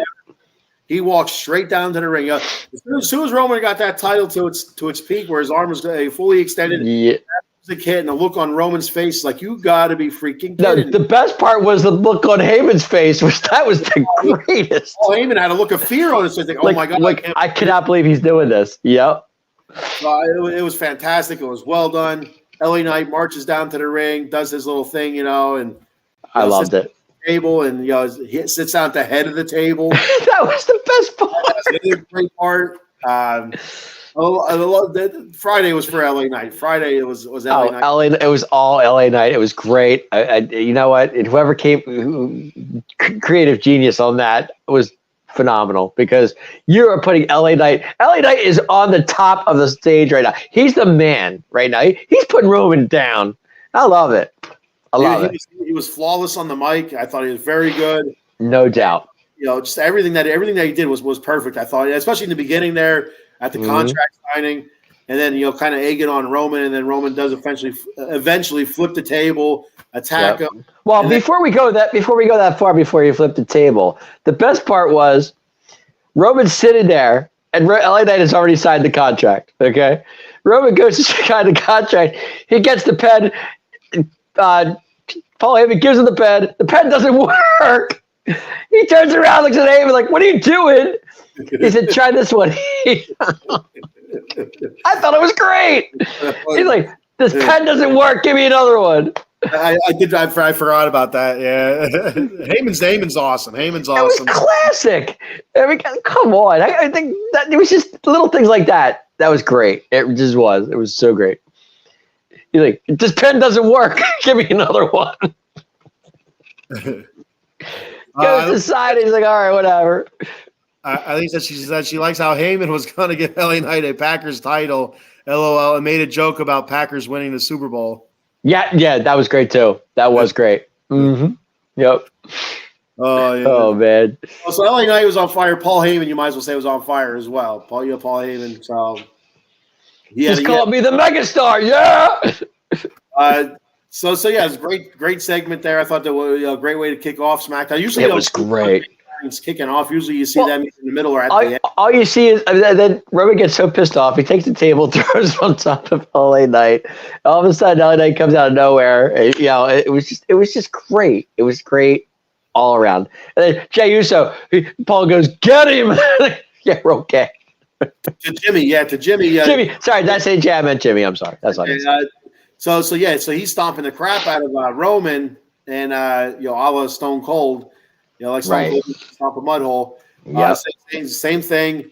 And the Jimmy Uso came down and saved Roman. Roman got out of there, like you said. He's like, get him. As LA Knight's down. Well, that didn't turn out too well for Jimmy. Nope, not at all. And then when we get to the main event tonight, when we talk about the main event, I got something there. But go ahead. It was great. It was phenomenal. I loved it.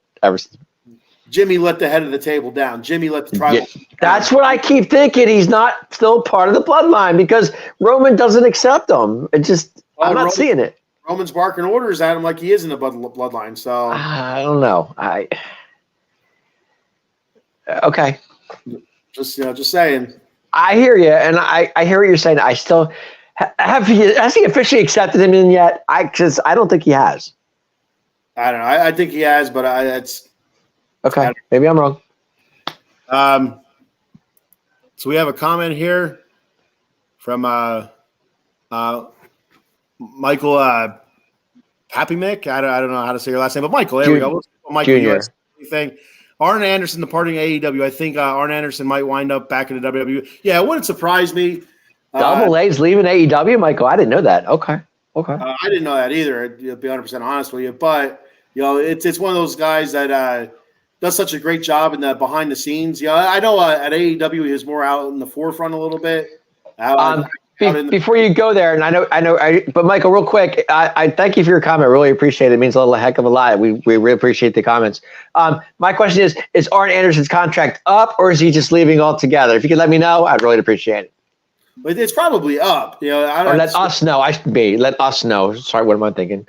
Yeah, I wouldn't think that he'd just leave just to leave, because I don't think that wouldn't. That's a breach of contract and stuff. Unless he's retiring altogether, that's a little bit different. But don't get me wrong. I wouldn't mind Double A coming back. I have no problem with Double A. Yeah, he's just one of those guys who's been around for such a long time. He's a great mind in the business, and absolutely. He's always done a terrific job.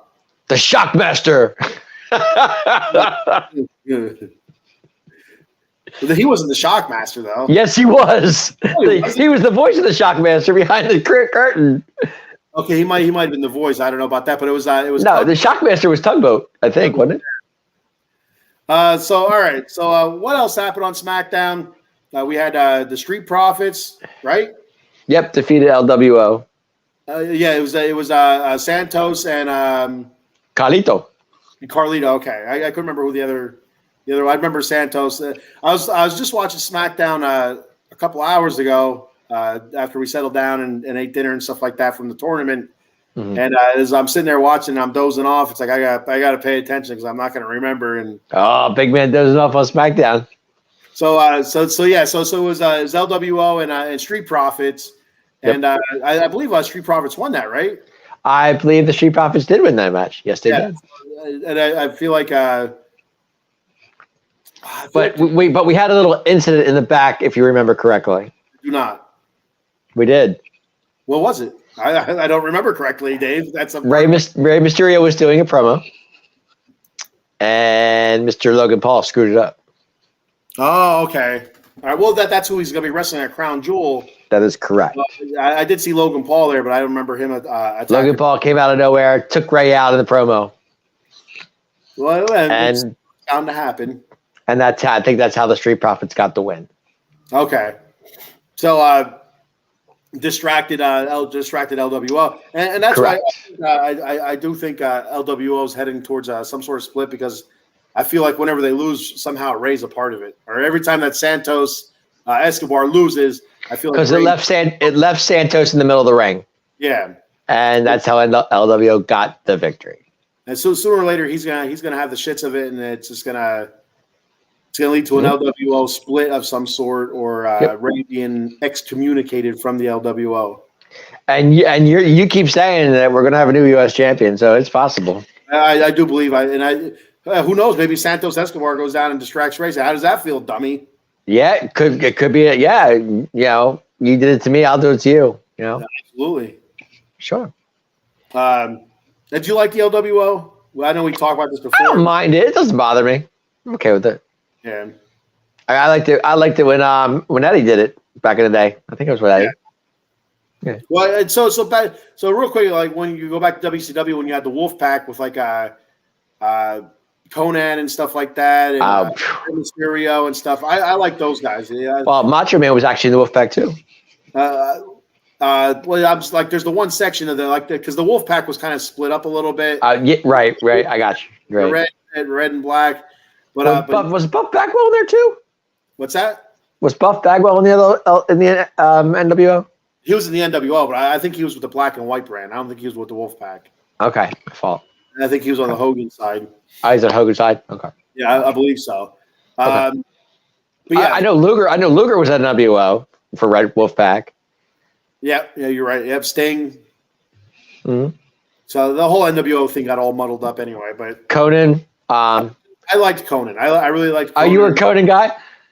Yeah, I did like Conan. Who else was there? Was somebody else that was always with Conan and Rey, but I can't think of who. I don't think it was Kidman. Was it Kidman?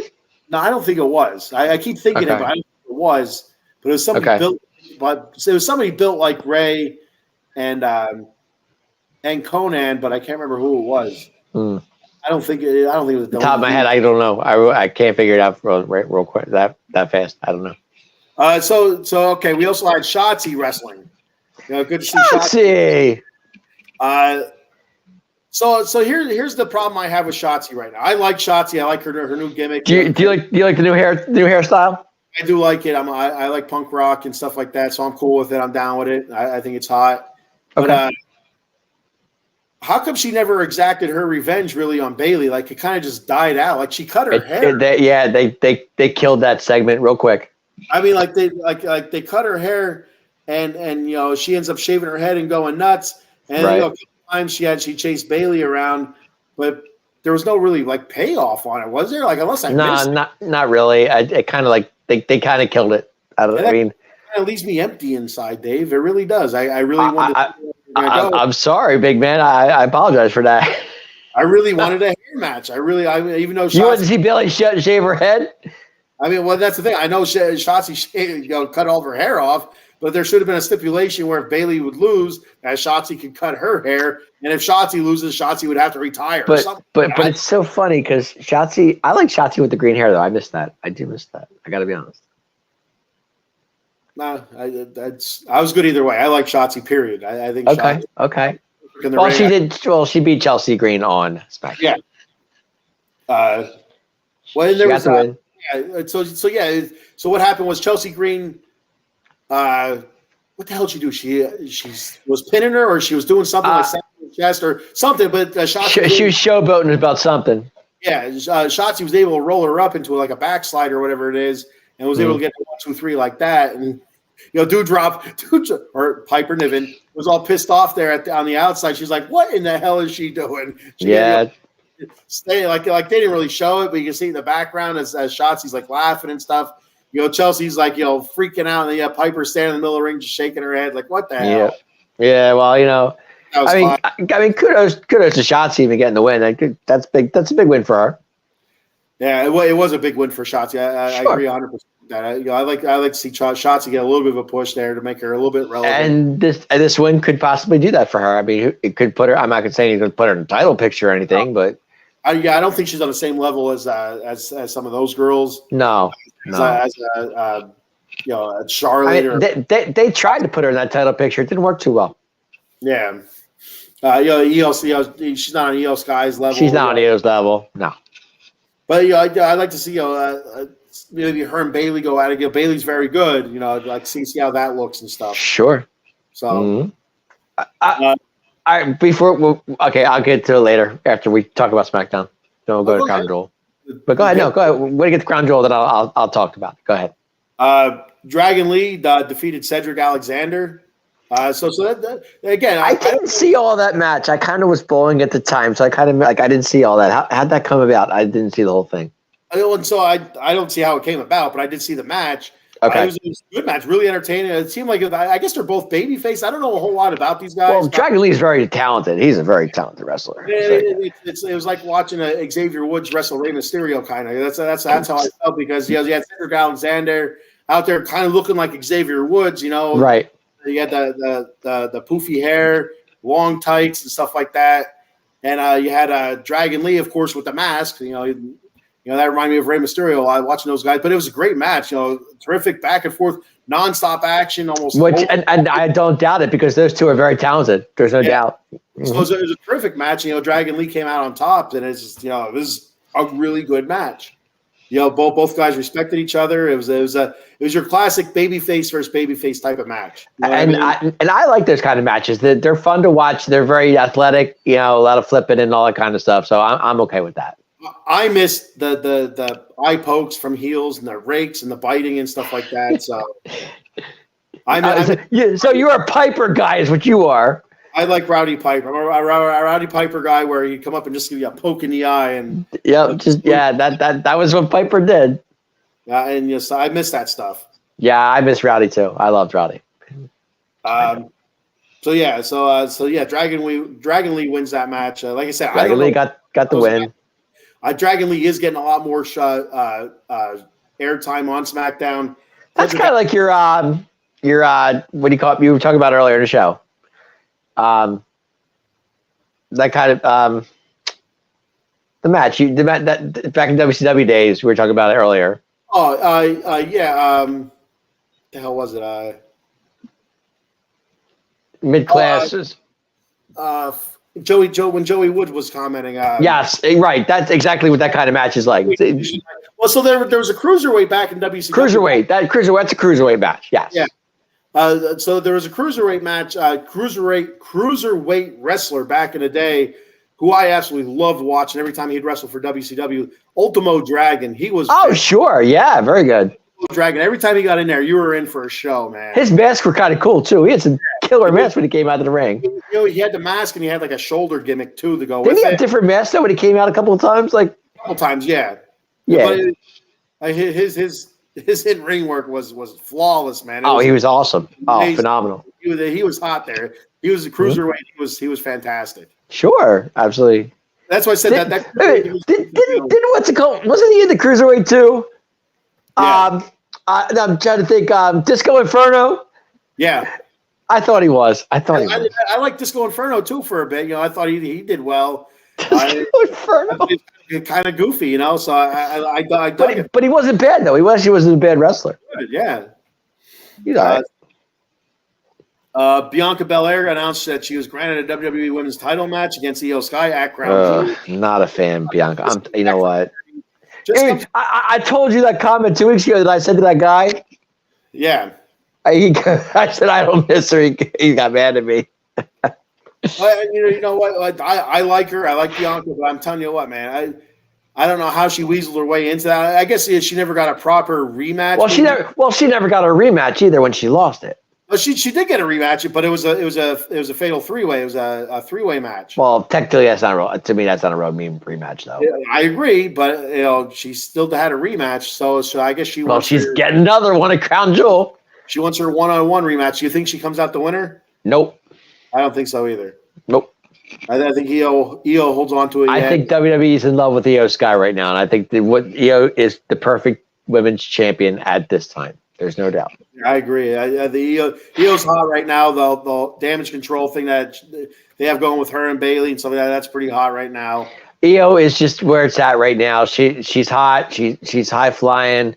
If Bianca wins this match, I'll be very surprised. I'd be shocked. I would be. I mean, she may win the match, but if she wins the title with the match, then I'll be really surprised. Yeah. I mean, it could be a disqualification. Bailey jumps in. Anything possible. But my point being is, if she wins that title, I will not be a happy gambler. I'll tell you that right now. Because I like Io. Okay. I think he said, this is getting serious. Ken's hat has come off. I'm getting sweaty. That's why the hat came. Like, Big Man's okay. He's all right. Getting a little sweaty here. So that's all that was. He's been on the softball field like myself all day long. So we know, come on, it's one of those things. I feel like I might have got burnt a little bit. I feel a little. I know I did, I know I did. I sat in center field and watched 3 games myself. Yeah, it was. I can't watch it with the parents, bro. I just can't. I gotta sit there in center field and just watch the game by myself. I like sitting with the parents. I like because if I say something stupid, the parents will say something. I ain't doing that. No, I know. I think says. God forbid, my mouth says something, I get in trouble. No, I ain't doing that. I like hearing everything. So when I used to coach, I didn't get to hear everything. I didn't get to sit with the parents. Now that I'm not coaching anymore, I like sitting with the parents. I like hearing what their thoughts are. I'm not into that, and I can't do it. And the chirping and stuff like that. Amanda's on one side. I'm in center field, just watching. That's what I do. Eileen says, "Good thing I slept till 9 a.m." Eileen slept till 9. Wow, that's awesome. Good for her. Good for her. Good for you, Eileen. Hey, where's Adam Glenn at? I haven't heard from him in a while. We didn't sleep till 9 a.m. We were on a soccer field or a softball field. That's where we were. So SmackDown, the one. There's a promo, KO in the back with douchebag Waller and Austin Theory. Douchebag Waller. I thought that was a good promo. Kevin's coming out looking tough. He's coming out looking. I love KO. I love him. I miss it. Go ahead. No, I was going to say, do you like KO by himself or with Sammy? Oh, I like KO by himself 100%. Okay. Him and Sammy together were all right. It didn't really do anything for me, but I like KO by himself. I totally agree. I'm with you. He's one of those guys that can be champion, can be unstoppable, can be faced. I love him with Sammy. Don't get me wrong, but KO by himself, I'm a fan too. I just am. KO just wants to fight, and that's the KO I like. Fight, Owens, fight. Yeah, and so he was there. He was threatening douchebag Waller in theory. So that's yep. Did he challenge him to a match, or did he just say he was going to? I don't think so. I know they were kind of like giving it to him, and he's just kind of like, oh, okay, I'll just smash. Why do you keep calling it douchebag Waller? What's up with that? It is. I call it how I sees it. I call Max Scherzer dickhead Scherzer. That's douchebag Waller. That's just how it is, man. I hear you. Paul says, parents stay away from me when I coach. LOL. I would too, the way you coach. Mr. 49-0. There can't be too much stress there. Gee, coach, can I go in? We're up 34-7. Unless they're worried little Johnny's not getting any playing time. You're up 49 points. Spencer put in little Johnny. And my kid's still sitting on a bench. Little Johnny hasn't played a quarter all season, and you're beating teams by 70 points every week. Where's little Johnny? I know. What's up with that? Poor little Johnny's not getting any playing time. Pants are all white. Did you ever see the movie Little Giants? Yeah, of course I've seen Little Giants. Yeah. We got a yard. Oh God, Little Giants. That's classic, man. Do you know where that guy's from though? The 2 movies he's done. That guy that said that. No. He did Pee-wee's Playhouse, or Pee-wee's Big Adventure. He was Francis. He was Francis. Yeah, but the bike, right? And he was Chubb from Teen Wolf. I did. Yeah, I do know that. Yes. Yes. Teen Wolf, another classic movie. We got a yard. That's when they played the Cowboys and yes. Al Bundy was the head coach. Yeah, they can only have one team in the town. In the city. Yeah, right. And that's finally in the second half, they're able to get a yard after they had that great speech there at halftime. That time that I can't remember their names. Kevin, I think. Don't mess with Icebox. Yeah, that used to be my niece's nickname. We used to call her Icebox. Icebox. They're talking about beating his brother down Cherry Hill. Racing down Cherry Hill on the bike. Yeah, like you beat Kevin down Cherry Hill. He's like, one time. So it's like they're like one time. They start giving their stories about one time. Great movie. Great movie. It's a great movie. You got a couple of Raiders there. John Madden, Tim Brown was in the movie. Emmett Smith. Yep. To name a few. Steve Edmond, but Steve Edmond was a nobody. At the dead. Well. So anyway, so back to SmackDown. It's getting late here. Yep. I'm getting tired. Yep. Wind down. I want to fall asleep on you here, Dave. Don't fall asleep on me, big man. I can't do the show by myself. So what else did we have? You'd be like Tozawa with Bronson Reed on top of him if I fall asleep on you, buddy. No, all I know is my man came in there and took out Roman and took him out big time and messed him up. I loved it. Yeah, so you had LA Knight versus Jimmy Uso. I guess that was the main event of that was the main event. LA Knight got the win. Yes, sir. LA Knight gets the win, and I tell you what, like we mentioned a couple times here, SmackDown was LA Knight's night. Now there's another SmackDown before Crown Jewel, so you have to wonder if Roman turns the tables on him at that. He knocked out Roman, that's for sure. But he was able to get the one up on Roman, the one up on the Bloodline as a whole. He did a hell of a job. Great job. Going into that match, the way the Jay and LA Knight gets the win, which was great, and I have nothing against that. I'm an I love LA Knight. But did you notice LA Knight was gushing? His lower lip was gushing blood when he hit Roman. No, I didn't notice that. No. Yeah, it did, literally, like when he knocked Roman out, whatever it was. And all you saw, LA Knight's lip was really like he was bleeding pretty good. Maybe his lip was chapped and it just busted open. I think it came from the suplex that he put on Jimmy at the when they were on top rope. I thought maybe he forgot to put on some chapstick. No, because when they were on top rope and they went to the suplex and they both fell, I think he bit his lip when he did it. I think that's where it came from. Keep your mouth shut. What's the matter with him? I'm just saying, man, because there's a little blood coming out. I just saw it. I just happened to see it. I always wonder that sometimes too when some of these guys get hit with moves. Like, they don't, like you never see them like bite their tongue or nothing like that. Because it's amazing what these guys. Between the two of them, there was a lot of impact on that the suplex too. And it makes you excited for the Roman LA Knight match. I'm excited. Very. It's going to be a really good physical, great storytelling type of match. You just hope that the Bloodline's able to stay out of it, but they're going to be a part of it. In that match alone, come Crown Jewel, I know the outcome, but that's not what I want to see the outcome. I want to see a new champion. Is it going to happen? I don't think so. My dad's a wrestling fan. My dad's a big wrestling fan, and he was pissed off. He was yelling at me this morning. He goes, you know what? I couldn't watch SmackDown Friday night. I go, why, Dad? He goes, because stupid baseball was on. I said, they were on FS1. And so he doesn't. He's like, "What the hell is that?" So he doesn't know. Okay, gotcha. I start laughing at him, and he said he thinks that LA Knight's going to win the championship. So I don't know, Dad. I said, Dad, Roman's had the championship for a gajillion over days. 1,000 days. Yeah, close to a gajillion anyway. Closer, than I am. And I said, I just don't see. I think he's going to lose eventually. Eventually, he has to lose. But I just don't see it being on a Crown Jewel. I see that as a WrestleMania loss. WrestleMania, yeah, exactly. The biggest stage, or it doesn't mean as much. Would that shock the world if he lost that match? You can't have Roman lose the title at Crown Jewel, then win it back, and then lose it again at WrestleMania. It doesn't mean the same if he keeps that title all the way to WrestleMania and then drops it. Yeah, I agree. Lose it back and then lose it again. But you can't tell me if LA Knight were to pull this off, that place would erupt. It might. I don't know how the Arabians think of LA. I think everybody.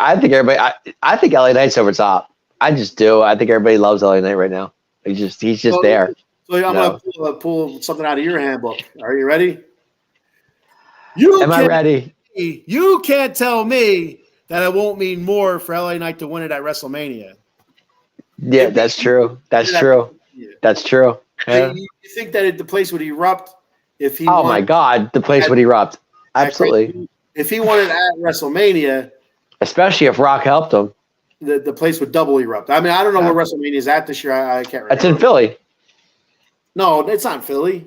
Yes, it is. Oh, it is in Philly. Right? Yes, it is. Yeah, that's right. WrestleMania is in Philadelphia, PA, about 20 minutes down the street. The roof would come off. Well, I guess it's outdoors. It's at the stake. I mean, the link. Sorry. Yeah, so it's outdoors, so there is no roof. Yeah, no roof. Make a little gimmick with a roof. So if there's a roof, the roof will come off. There's no roof. That's the problem. Getting tickets to that is going to be they're expensive. But the problem is it's in April. God knows it could rain that day. Well, it could rain. It could snow. It could snow. You don't know. But usually for the ring, they have heaters there. So yeah, they do. Yeah. Up, I think the last time when I was in New York, at Jet Life Stadium, they had a gimmick. The all posts were built up, but they also had like a little. Were you there? No, I was there. I've never been to a pay-per-view. WrestleMania 19. I was there, bro. Was that 19? Is that long ago? Yes, it was. I'm pretty sure. Man, but anyway, no, that can't be that long. It was. I'm pretty sure. Was it 29? Might have been 29. Maybe 20. That sounds better. But anyway, 29. Okay, that's right. Yes, yes. But they had it built up where there was a roof over the ring because I did it drizzle that day? It did. Oh my gosh, I'll never forget it. It was freezing that day. I sat up top with God. It was actually I remember because it was CM Punk and Taker was the big match that night. Sean was in Hunter's corner, and I think it was Brock Lesnar was in with because it was Hunter versus Brock, and Sean was in Hunter's corner. Right before the show started, the sun came out. Oh. And it was it got a little warmer, but as the show went on, it was freezing sitting up top. We were freezing. It was so cold. And we sat up there and we watched the whole show. It was good. The show was good. Yeah, it was nice. It was good. It was a great show. But it was it was cold.